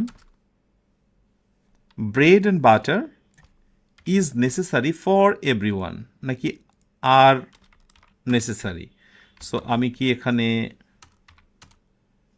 অপশানেতে is নেব নাকি অপশান বিতে আমি আর নেব? তো এটা নিয়ে বেশ গোলকধাঁধা আছে, সেই গোলকধাঁধাটা ক্লিয়ার করব। তার পাশাপাশি আরও কিছু এক্সাম্পল নেব যেটি নিয়ে একটু গোলকধাঁধা। ব্রেড অ্যান্ড বাটার বলা হচ্ছে মাই ফেভারিট ব্রেকফাস্ট। ওকে, সো আমি কি এখানে ইজ নাকি আর নেব? একটায় ব্রেড অ্যান্ড বাটার মানে হচ্ছে জীবিকা, যারা জানো না জেনে রাখো, এটা হচ্ছে ইডিয়ম, বাগধারা, যার অর্থটা মেলে না। তোমরা অনেকে হয়তো ভাবছো ব্রেড মানে হচ্ছে রুটি আর বাটার মানে হচ্ছে মাখন। অবশ্যই ব্রেড মানে রুটি আর বাটার মানে হচ্ছে মাখন, বাট এটা কোনোভাবে নেওয়া যায় না। এই দুইটা শব্দের একটা অর্থ হচ্ছে জীবিকা, হ্যাঁ, মানে কাজ করে আমরা যে অর্থ উপার্জন করি সেটাই হচ্ছে bread and butter. So bread and butter and দ্বারাই যুক্ত হয়েছে, আমরা কিন্তু অ্যান্ডের মধ্যে রয়েছি, ভুলে গেলে চলবে না। সো অ্যান্ড দিয়ে রয়েছে, অর্থ হলো একটা, ব্রেড অ্যান্ড বাটার মানে হলো জীবিকা। সো এখানে অর্থ একটা, সেই জন্য কী করলাম, ইজ দিলাম। এরকম অনেক শব্দ আছে, আমি দু একটা দিয়ে রাখি, ইট উইল বি হেল্পফুল। যেমন আমি যদি বলি যে টাইম অ্যান্ড টাইড, হ্যাঁ, এখন টাইম অ্যান্ড টাইড এটাকে তুমি সময় এবং নদীর স্রোত বলবে নাকি টাইম অ্যান্ড টাইড দ্বারা তুমি সময়কে বোঝাবে? বেসিক্যালি আমরা সময় এবং নদীর স্রোতকে বোঝালেও আসলে এইটার সুন্দর অর্থ হচ্ছে সময়। সময় কারোর জন্য অপেক্ষা করে না। Time and tide, wait for none নাকি ওয়েটস ফর নান, এটা নিয়ে প্রশ্ন আসে। যদি টাইম অ্যান্ড টাইডটাকে তুমি একটা বিষয় ধরো তাহলে ওয়েটস, আর যদি এটা ইডিয়ম হিসেবে মানে প্রবাদ হিসেবে ধরো time and tide wait for none, তার মানে ওয়েট এবং ওয়েটস দুইটাই কিন্তু রাইট হয়, ওয়েট এবং ওয়েটস, ফর নান। ওকে, এরকম ইংরেজিতে অনেক শব্দ রয়েছে যেগুলো দুই অ্যান্ড দ্বারা যুক্ত কিন্তু অর্থ হচ্ছে একটা, এরকম অ্যান্ড দ্বারা যুক্ত। এরপরে তোমার আরও অনেক শব্দ তুমি পাবে, যেমন হচ্ছে হর্স অ্যান্ড ক্যারেজ, ঘোড়ার গাড়ি, এরকম আছে না, হর্স অ্যান্ড ক্যারেজ, ঘোড়ার গাড়ি ইত্যাদি। এই টাইপের অ্যান্ড দ্বারা যুক্ত একটি মাত্র অর্থ, ভার্ব হচ্ছে singular. On the other hand, bread and butter my favourite breakfast, কি রাইট আনসার হতে পারে? আচ্ছা, প্রথম কথা হচ্ছে যে আমি যদি বাংলাদেশের প্রেক্ষাপটের কথা বলি তাহলে এই কোশ্চেনের আনসারটা সম্ভবত ইজ না দিলে পরীক্ষায় মার্কস পাওয়া যাবে না, কিন্তু আসলে এখানে আর হওয়ার পেছনে যথেষ্ট রিজন রয়েছে। সো এখন প্রশ্ন হচ্ছে আর হবে নাকি ইজ হবে? আসলে এই বাক্যটা একটা মডিফাইড বাক্য, যখন এটা খাবারের একটা প্রসঙ্গ আসে এই বাক্যটা এক অর্থে ভুল। এই বাক্যটাকে মডিফাইড যে ভার্সানটা রয়েছে সেটা একটু তোমরা জেনে রাখো, না জানলেই আসলে তর্ক বিতর্ক বাধে। তোমাকে জানতে হবে এই বাক্যটা আসলে যেমন এখানে ব্রেড অ্যান্ড বাটার জীবিকা অর্থে ব্যবহৃত হয়েছে, কিন্তু পরীক্ষক চেয়েছেন ব্রেড অ্যান্ড বাটার দ্বারা দুইটা ভিন্ন খাবার, দুইটা আইটেমকে বোঝাতে। আসলে উনি বোঝাতে চেয়েছিলেন bread and butter my favourite breakfast, কি বলতো, আইটেমস, ITAMS, আইটেমস। ওকে, তো নর্মালি তুমি যদি আইটেমসের কথা বলো তাহলে অবশ্যই ব্রেড অ্যান্ড বাটার এই দুইটা আলাদা খাদ্য, তো আলাদা খাদ্য হলে নর্মালি কি হবে, আর হবে। তো সুতরাং কোনো একটা জিনিস অসম্পূর্ণ বা ভুল জিনিসের ব্যাখ্যা দিতে গেলে ভুল হবে। মূল বাক্য হচ্ছে এটা, bread and butter are my favourite breakfast items, তাহলে সেখানে আর দেওয়াটাই বেস্ট, এবং সুতরাং এখানে তোমাকে আরই দিতে হবে। ওকে, সো এই হচ্ছে ব্রেড অ্যান্ড বাটার এবং অ্যান্ড নিয়ে যত গোলক ধাঁধা। আমার বিশ্বাস আসন্ন যে কোনো পরীক্ষায় অ্যান্ড দিয়ে নাউন নিয়ে যত কনফিউশন, এর বাইরে কোনো কিছুই আসবে না। ওকে, ব্যাস এই হচ্ছে গেল। এরপরে নাম্বার 3-তে আসো, indefinite pronounce, very very important একটি লেসন। ইনডিফিনিট প্রোনাউনে আমি 4টা ঘর দিয়েছি। প্রথম ঘরটায় বলা হয়েছে যদি এই ইনডিফিনিট প্রোনাউনগুলো থাকে, ইনডিফিনিট মানে হলো অনির্দিষ্ট করে কিন্তু কেউ না, যে কোনো জন, হ্যাঁ, সামবডি, অ্যানিবডি, নোবডি, অ্যানিওয়ান, এই টাইপের যে শব্দগুলো যেগুলো আমি এখানে দিয়েছি, এইগুলো, এই শব্দগুলো একটু দেখে রেখো। এগুলোর পর সিঙ্গুলার ইনডিফিনিট প্রোনাউন হলো এগুলো যেগুলো দেখছো এই বক্সের ভেতরে, এগুলোর পরে ভার্ব হবে সিঙ্গুলার, মনে রেখো। ঠিক এর নিচে আমি আরেকটা বক্সের ভিতরে দিয়েছি বোথ, ফিউ, ম্যানি, সেভারেল, এই যে শব্দগুলো, এইগুলোকে বলা হচ্ছে প্লুরাল ইনডিফিনিট। সো প্লুরাল ইনডিফিনিটের পরে কী হবে বলো তো?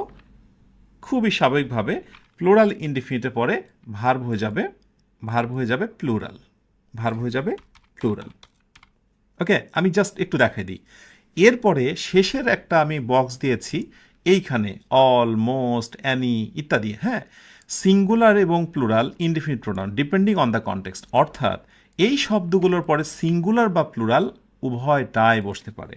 সো আমি এখানে সিঙ্গুলারও বলবো এবং প্লুরালও বলবো। যা শিখছো তা একেবারেই শেষ পর্যন্ত শিখতে হবে। Singular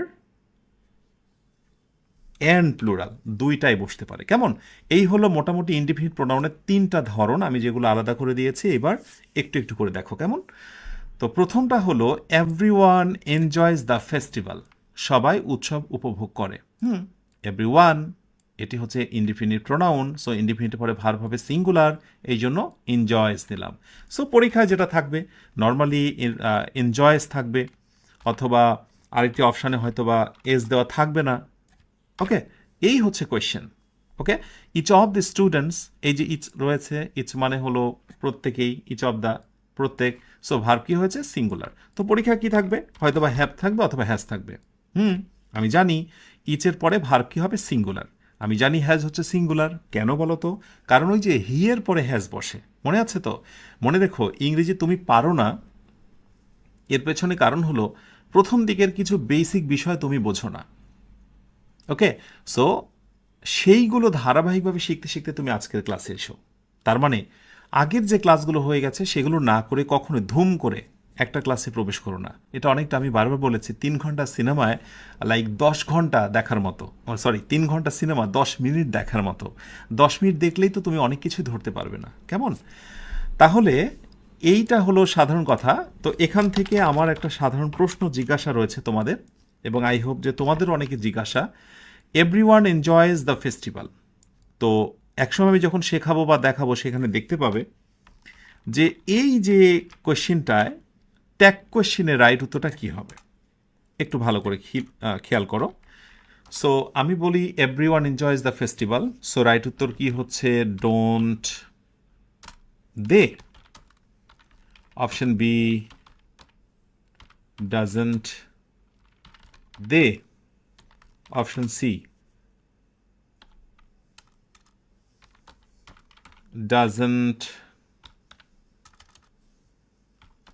doesn't he। আরেকটি হচ্ছে doesn't she। এই ট্যাগ কোশ্চিনটা, এবং আমি প্রথমত বলে দিচ্ছি যে এটি কিন্তু বলা হয়, বিভিন্ন বইয়েও লেখা থাকে, একেবারেই খুবই কি বলবো যে জোরে সোরে এই কথাটি বলা থাকে, মানে কোনো নিয়ম তোয়াক্কা না করে, যে indefinite pronounce is equal two, সেখানে দে বসে। তোমরা খেয়াল করে দেখবে, ওই এভরিবডি, সামবডি, অ্যানিবডি, নোবডি এগুলো থাকলে দে বসে। আর এভরিথিং, সামথিং, এনিথিং, হ্যাঁ, নাথিং, এগুলো থাকলে সেখানে আবার কি বসে? সেখানে আবার ইট বসে। হ্যাঁ, সেখানে আবার ইট বসে, যেহেতু এগুলো যারা বিষয়বস্তুকে বোঝানো হয় সেজন্য ইট বসে। আমি এটা দিয়ে দিই। ওকে, একটু খেয়াল করো।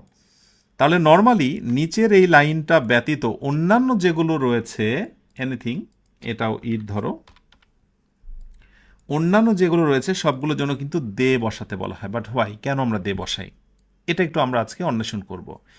এভরিবডি এনজয়েস, তোমরা কে কি আনসার লিখছো একটু দেখি আমি। আচ্ছা, ওকে, কমেন্টে।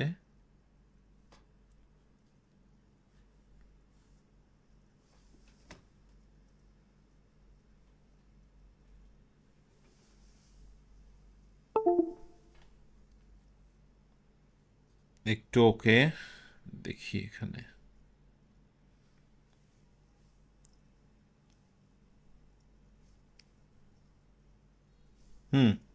দ্রুত ট্রাই করো।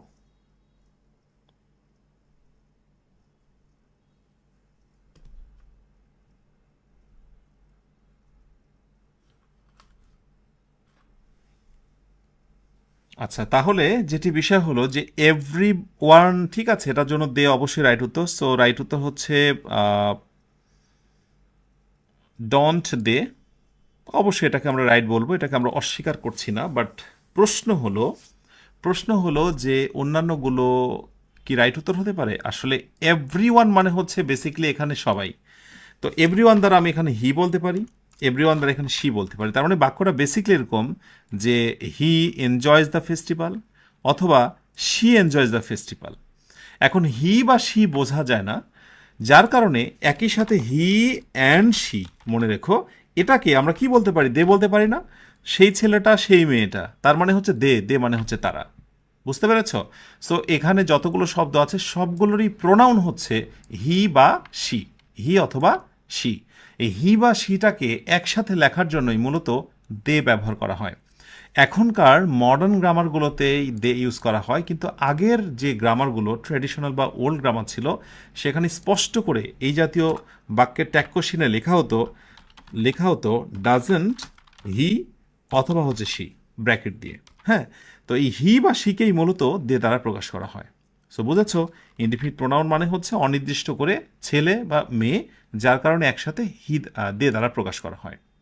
ওকে, সো বোথ, ফিউ, ম্যানি, এগুলোর পরে ভার্বটা প্লুরাল হয়ে যায়। So many have attended the workshop. Okay, many পরে হ্যাভ হয়েছে। Few students were absent, few স্টুডেন্টের পরে ওয়ার হয়েছে। একেবারে সাধারণ সাদামাঠা রুল। এইবার তোমরা যে রুলটা দেখবে, যেটা আমি দিয়ে বাক্যটা শুরু করেছিলাম, অল,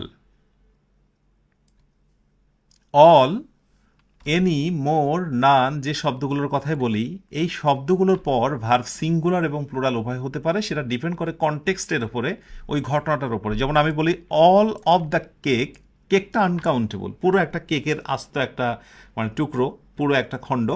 সো এই জায়গায় অল ইজ গন, সব কেক শেষ হয়ে গেছে।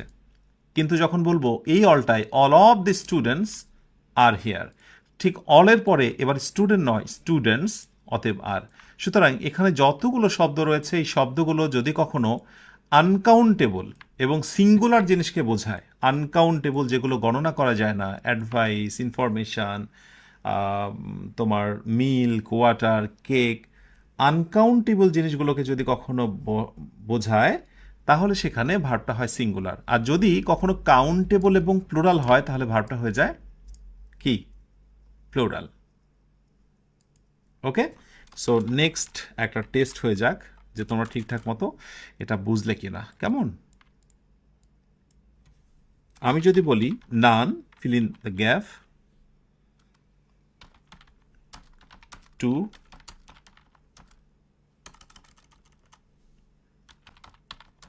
solve the problem.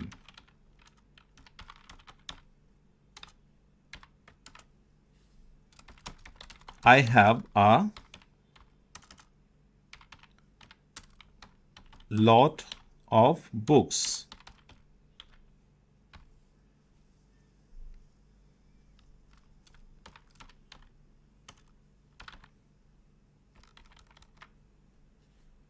Mine.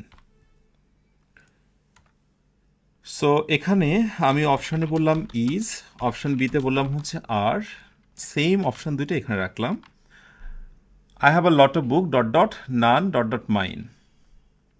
খুবই রহস্যময় বাক্য, যা আমার কাছে অনেক বই আছে কিন্তু কোনো বই আমার নয়। মানে ধারের বই, বিষয়টি এরকম। So none is here to solve the problem. So normally none কোনো একজন, এখানে অ্যানিবডি, সামবডি, এরকম অনির্দিষ্ট করে বোঝাচ্ছে, সেই জন্য আমরা এখানে কি নেব বলো তো? ইজ নেব। প্রক্ষান্তরে নান ইজ মাইন নাকি নান আর মাইন, এখানে নান দ্বারা কাকে বোঝানো হয়েছে বলো তো? এই নান দ্বারা মূলত অনেকগুলো বইকে বোঝানো হয়েছে। বুঝতে পেরেছ? I have a lot of books, আমার অনেক বই আছে কিন্তু কোনো বই আমার নয়। So naan are mine. তাহলে বুঝেছ যে নানের আসলে কোনো জাত ধর্ম নেই, ও আসলে কনটেক্সটের বা প্যাসেজ বা সেন্টেন্সের উপর ভিত্তি করেই কিন্তু বেসিকলি ভার্বের জায়গাটায় ফিক্স হয়ে যায়। ক্লিয়ার?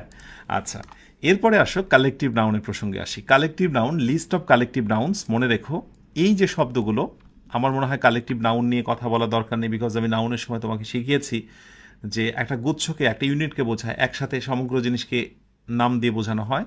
সো এগুলো হচ্ছে কালেকটিভ নাউন। সো কালেকটিভ নাউনের ডিমান্ড হচ্ছে কয়েকটা, যেমন যদি সেটা দ্বারা সিঙ্গুলার কোনো ইউনিট বোঝায়, মানে একক, সেটা একটা গুচ্ছকে বোঝায়, তাহলে সিঙ্গুলার হয়, দ্য টিম ইজ। কিন্তু ইন্ডিভিজুয়াল মেম্বার হয়ে যদি প্লুরাল হয়ে যায়, মানে সেটা কালেকটিভ কিন্তু মনে হয় যে সেখানে অনেকগুলো মানুষ মিলে কোনো কিছু একটা করছে, এটা বোঝা যায়।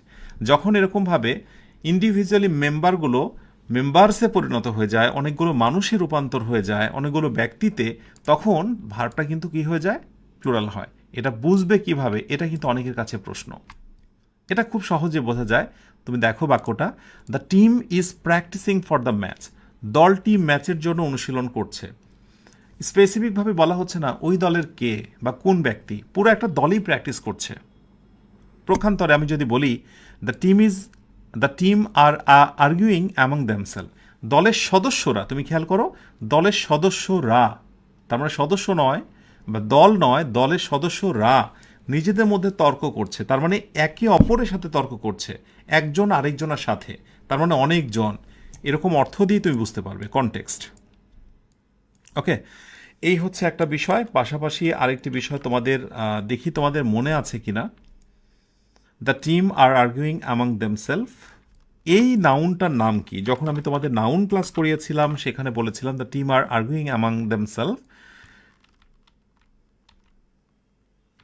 বলো দেখি এই টিমটাকে আমরা কি নামে চিনেছিলাম? তোমাদের কাছে আমার প্রশ্ন, একটু ঝটপট করে জানাতে থাকো। এই প্রশ্নটা আনসার রেডি করো। আর প্রক্ষান্তরে আর তিনটা নাউনের কথা বলে দেব, পুলিশ, ক্যাটল এবং পিপল। এই ভার্বগুলোর পরে, এই কালেকটিভ নাউনগুলোর পরে ভার্ব কিন্তু অলওয়েজ কি হয়ে যায়, প্লুরাল হয়ে যায়। হ্যাঁ, এটা কিন্তু স্বাভাবিকভাবেই ওই নর্মালি কালেকটিভগুলোর মতো না, যদিও কালেকটিভ নাউন, কিন্তু এরা কিন্তু একটু যাতে এক হলেও মানে তালে একটু আলাদা মানে একটু ভিন্ন কিছু বোঝায়। সো সেই ক্ষেত্রে দেখা যায় অনেক সময় এটা অনেকে ভুল করে ফেলে। দ্য পুলিশ, কালেকটিভের আগে আর্টিকেল বসে বা বসে না, এটা নিয়ে কোনো দ্বন্দ্ব নেই, এটা বসাতেই পারো। দ্য পুলিশ ইজ অথবা আর ইনভেস্টিগেটিং।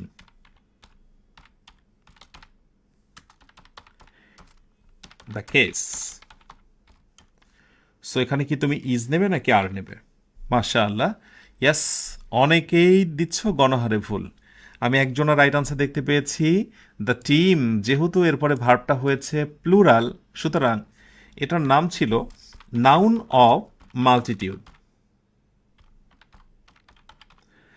নাউন অফ মাল্টিটিউড, হ্যাঁ, বহু গুণ সম্পন্ন বা বহু মানুষের ব্যবহার রয়েছে এমন জিনিসগুলোকে নাউন অফ মাল্টিটিউড বলা হয়। প্রক্ষান্তরে আমরা যদি একক অর্থে সিঙ্গেল ইউনিট বোঝাতাম, অর্থাৎ যদি কালেকটিভের পরে ইজ হয়ে যায়, তাহলে কিন্তু সেটা কি হয়ে যায় বলো তো? তাহলে সেটা কিন্তু সিঙ্গুলার মানে কমন নাউন, কালেকটিভ হয়ে যায়। কিন্তু যখনই কালেকটিভের পরে ভার্বটা প্লুরাল হয়, সেই কালেকটিভের নাম হয়ে যায় নাউন অফ মাল্টিটিউড। আচ্ছা, এবার আসো police, cattle, people. So police, cattle গবাদি পশু, গবাদি যে গরুর বাছুর সমূহ, আর পিপল মানে তো জানোই মানুষজন। সো পুলিশের পরে আমরা এখানে কি করব বলতো, ভার্বটা প্লুরাল করব আর। ওকে, তো এখন কথা হচ্ছে যে এখানেও কালেকটিভের পরে ভার্ব প্লুরাল, আবার এখানেও কালেকটিভের পরে ভার্ব হচ্ছে প্লুরাল। এখানে কালেকটিভের পরে ভার্ব প্লুরাল হয়েছিল, সেই জন্য এই কালেকটিভ নাউনটির নাম দেওয়া হয়েছিল নাউন অফ মাল্টিটিউড। কিন্তু আমার প্রশ্ন হচ্ছে, এই বাক্যে পুলিশটাকে আমি কি বলতে পারি? অপশান এ হয়ে যাক অগ্নি পরীক্ষা। হ্যাঁ, কারা কারা পারছো দেখবো আমি। So is it collective noun or noun of multitude? Multitude, বলো দেখি রাইট উত্তর কি হবে। ওকে, সো এটা নিয়মে বলা হচ্ছে যে এটা কালেকটিভ নাউন কিন্তু ভার্ব হয়ে যাবে প্লুরাল। এটা হচ্ছে এক্সেপশন, আমি যেটাকে অন্য কথা বলতে পারি ব্যতিক্রম। সো ব্যতিক্রমকে সাধারণ নিয়মের সঙ্গে কখনোই মেলাবে না। সো রাইট উত্তর হচ্ছে এইখানে কালেকটিভ নাউন। এইখানে এটাকে আবার তোমরা আগের নিয়মটার সঙ্গে গুলিয়ে এটাকে তুমি আবার নাউন অফ মাল্টিটিউড বলো না। যারা এই আলোচনাটি পুরোপুরি ধরতে পারছো না, দ্যাট মিনস ধরে নেওয়া হচ্ছে যে তোমার সম্ভবত বেসিকের সমস্যা রয়েছে নাউনের ক্লাস থেকে, তুমি নাউনের ক্লাসটা একটু দেখে নিও, কেমন? ওকে, সো এই হচ্ছে কালেকটিভের ফ্যাক্ট। এবার আসো স্পেশাল কিছু নাউনের কথা বলি তোমাদের। স্পেশাল কিছু নাউন একটু মনে রেখো। এই নাউনগুলোর সাথে কিন্তু একটা করে এস রয়েছে জন্ম থেকেই, ম্যাথমেটিক্স, ফিজিক্স, নিউজ, হ্যাঁ, এরকম কিছু নাউনই আছে, যেমন মার্স, মঙ্গল গ্রহ আছে না? এইগুলো বেসিক্যালি দেখতে প্লুরাল মনে হলেও সিঙ্গুলার ইন মিনিং। সো এগুলোর পরে আমরা যে ভার্বটা বসাবো সেই ভার্বটা কী হবে বলো তো? ভার্বটা হবে সিঙ্গুলার। ব্যাস, এগুলো অনেকটা বিশ্বাসঘাতকতা মূলক শব্দ, মানে তোমাকে অনেক সময় ধোঁকা দিবে, মানে ধোঁকা দিবে অল্প জানলে। So mathematics is a tough subject. তো পরীক্ষায় যেটা থাকবে, হয়তো ম্যাথমেটিক্স একটা ইজ দিয়ে দিল, আরেকটা হচ্ছে তোমার আর দিয়ে দিল। তো তুমি কি এখানে কোনো ধোকার মধ্যে পড়বে নাকি যে আচ্ছা ইজ হবে না কি আর হবে? আমার মনে হয় আর সেটি নিয়ে ধোকার মধ্যে পড়বে না, কারণ তুমি জেনেছো ম্যাথমেটিক্স দেখতে প্লুরাল হলেও সেটা মূলত একটা সাবজেক্টকে বোঝায়, অ্যান্ড দ্যাটস ওয়াই আমরা ভার্বটা কী নেবো বলো তো? সিঙ্গুলার নেব। ঠিক এরকমই আরও কিছু স্পেশাল নাউন্স রয়েছে, যেমন সিজার্স, ট্রাউজার্স, এই সবগুলোর সাথে কিন্তু একটা করে এস আছে। হ্যাঁ, এগুলো কিন্তু আবার বেসিকলি দেখে ভয় পেয়ে যেও না, এইগুলো কিন্তু আবার আগেরটার মতো নয়। এগুলো হচ্ছে বেসিকলি এগুলোর পরে ভার্বটা কিন্তু হয়ে যায় plural, always plural. The scissors are on the table, কাচি টেবিলের ওপরে, the scissors are on the table, এগুলো হচ্ছে প্লুরাল নাউন। ঠিক আছে, এগুলো দ্বারা সর্বদাই প্লুরাল জিনিসকে বোঝানো হয়, সর্বদাই প্লুরাল জিনিসকে বোঝানো হয়। সো কাছাকাছি আমরা এসেছি। আচ্ছা, ওই টেস্টটা এখন দেবো না, একটু পরে। এর সঙ্গে কিছু ব্যতিক্রম শব্দ রয়েছে যেটি জানা খুব খুব জরুরি। 6 number, special nouns, foreign plural, যেগুলো নর্মাল সিঙ্গুলার থেকে প্লুরাল, যেমন গো থেকে বুক থেকে বুকস, ডগ থেকে ডগস, কাউ থেকে কাউজ, ম্যাঙ্গো থেকে ম্যাঙ্গোস, এই জাতীয় শব্দগুলো সিঙ্গুলার এবং প্লুরাল আমরা জানি, কিন্তু বেশ কিছু স্ট্যান্ডার্ড নাউন রয়েছে যেগুলোকে ফরেন নাউন বা সিঙ্গুলার প্লুরাল বলা হয়। এগুলো মুখস্থ রাখা খুব জরুরি, এবং অনেক সময় অনেকেই গুলিয়ে ফেলে যে কোনটা সিঙ্গুলার কোনটা প্লুরাল। যেমন ডাটাম, এটা সিঙ্গুলার, এটা প্লুরাল হচ্ছে ডেটা। সো ডেটার শব্দটা কিন্তু নর্মালি আমরা ব্যবহার করি, এটা আমরাই ধরে নিয়েছি এটাই সিঙ্গুলার, কিন্তু দেখো এটাই হচ্ছে প্লুরাল। ক্যাকটাস, এটা সিঙ্গুলার, প্লুরাল হচ্ছে ক্যাকটি।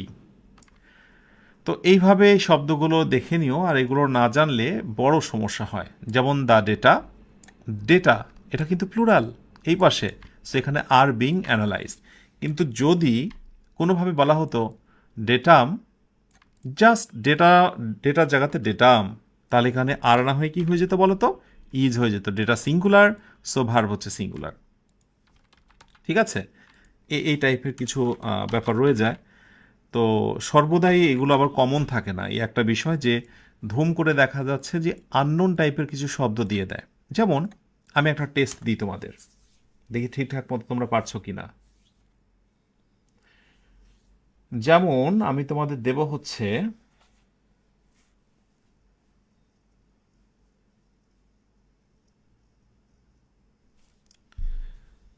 হলো তোমাদের দ্য এরাটা,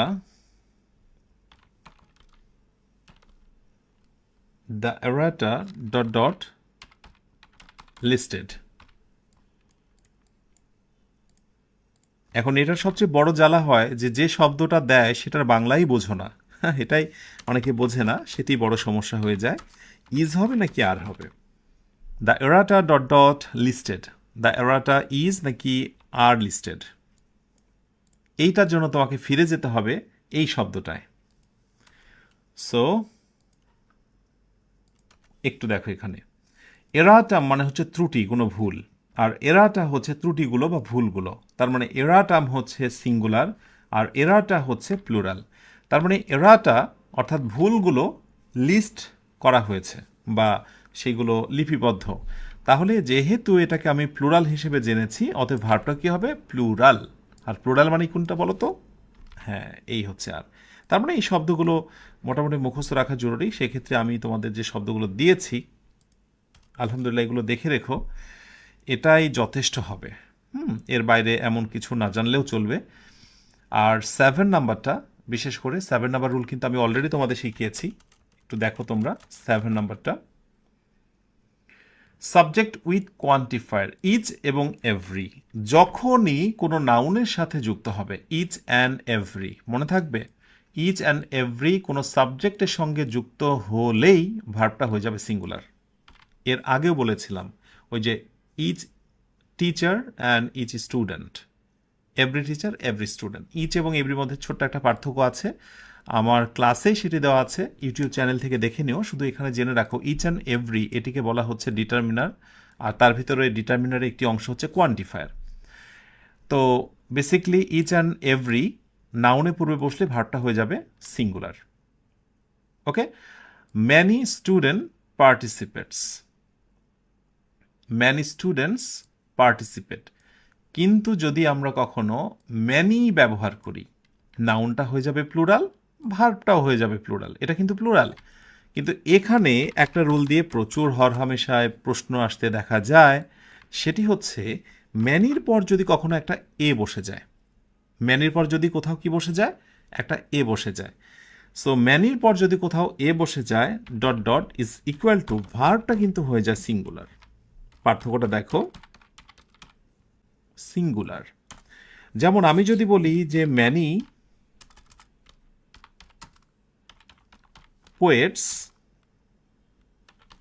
ওয়ার প্রেজেন্ট দেয়ার, অনেক কবিরাই সেখানে উপস্থিত ছিলেন, এই বাক্যটায় যদি আমি ম্যানি এ দিই তাহলে ছোট্ট একটা ভুল হয়েছে, মনে রাখতে হবে ম্যানি থাকলে পরের নাউনটা হয়ে যাবে প্লুরাল, অতএব ঠিক আছে। কিন্তু ম্যানির পর যদি কখনো এ নিই আমি, তাহলে পরের নাউনটা হয়ে যাবে সিঙ্গুলার, এই রুলটা মনে রেখো। এবং এখানে ভার্বটা হয়েছে প্লুরাল, ইটস ওকে, কিন্তু পরেরটায় আর অয়ার হবে না, ঠিক এই জায়গাগুলোতেই টেস্ট দিবে যেখানে কি ওয়াজ হবে নাকি এখানে অয়ার হবে। তাহলে বলো দেখি, ইয়েস, রাইট উত্তর হচ্ছে অয়ার। রাইট উত্তর হচ্ছে যদি কোথাও ম্যানির পরে এ বসে ভার্বটা হয়ে যায় সিঙ্গুলার, সো ম্যানির পর যদি কখনো এ বসে ভার্বটা হয়ে যায় সিঙ্গুলার। বাট এই বাক্যটা প্রশ্নে মানে বাংলা জানাটা খুব জরুরি। ম্যানি পোয়েটস, অনেক কবিরা সেখানে উপস্থিত ছিল, কিন্তু কতই না কবি সেখানে উপস্থিত ছিল। ম্যানির পরে যখন এ ব্যবহার করা হয়, এটা মূলত লিটারেচারে সাহিত্যে ব্যবহার করা হয়, সো এটি অনেকটা পোয়েটিক, হ্যাঁ কাব্যিক, এটি পোয়েটিক সেন্সে ম্যানির পরে এ ব্যবহার করা হয়। ম্যানি পোয়েটস অনেকগুলো কবি, আর ম্যানি আ পোয়েট কতই না কবি। ম্যানি ফ্লাওয়ার্স অনেক ফুল, ম্যানি আ ফ্লাওয়ার কতই না ফুল। ঠিক আছে, এই কতই না অর্থে আমরা ম্যানি এ ব্যবহার করি। ব্যাস, এই হলো মোটামুটি সাবজেক্ট ভার্ব এগ্রিমেন্টের 7টা রুলস। আমি এর বাহিরে যেগুলো রুলস রয়েছে, কারণ এটা 2 দিনে শেষ করতে হবে, খুব ইম্পর্টেন্ট একটা টপিক। এমন কোনো পরীক্ষা নেই প্রতিযোগিতামূলক পরীক্ষা থেকে একাডেমিক লেভেলের অথবা ফ্রি হ্যান্ড রাইটিং যেখানে লিখতে যাও, ভার্ব ব্যতীত তো তুমি কিছু লিখতে পারবে না। Verb is called the heartbeat of a sentence, একটা সেন্টেন্সের হার্টবিটই তো হচ্ছে ভার্ব। তো এই ভার্ব কারেকশন বা সাবজেক্ট ভার্ব এগ্রিমেন্ট তেমনই গুরুত্বপূর্ণ একটি বিষয়, দ্যাটস ওয়াই আমি একদিনে নয়, এটা 2 দিনে শেষ করব ইনশাআল্লাহ।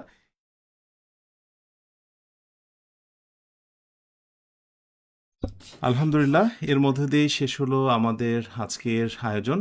লম্বা সময়ের আয়োজন, কষ্ট পেয়েছো, তারপরে বলবো নিজেকে সমৃদ্ধ করছো, স্বপ্ন দেখছো, ভালো কিছু করবে, এই দোয়া থাকবে সবার জন্য ইনশাআল্লাহ।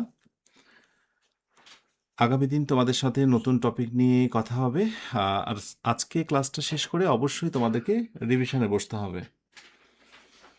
সবার জন্য দোয়া এবং শুভকামনা রইল। তোমরা সবাই অনেক ভালো থেকো, যে ভালো শেষ নেই, সুখে থেকো, যে সুখের সীমানা নেই, এই অনন্ত শান্তির চিরন্তন প্রত্যাশায়। সবাইকে শুভরাত্রি। আসসালামু আলাইকুম ওয়া রাহমাতুল্লাহ।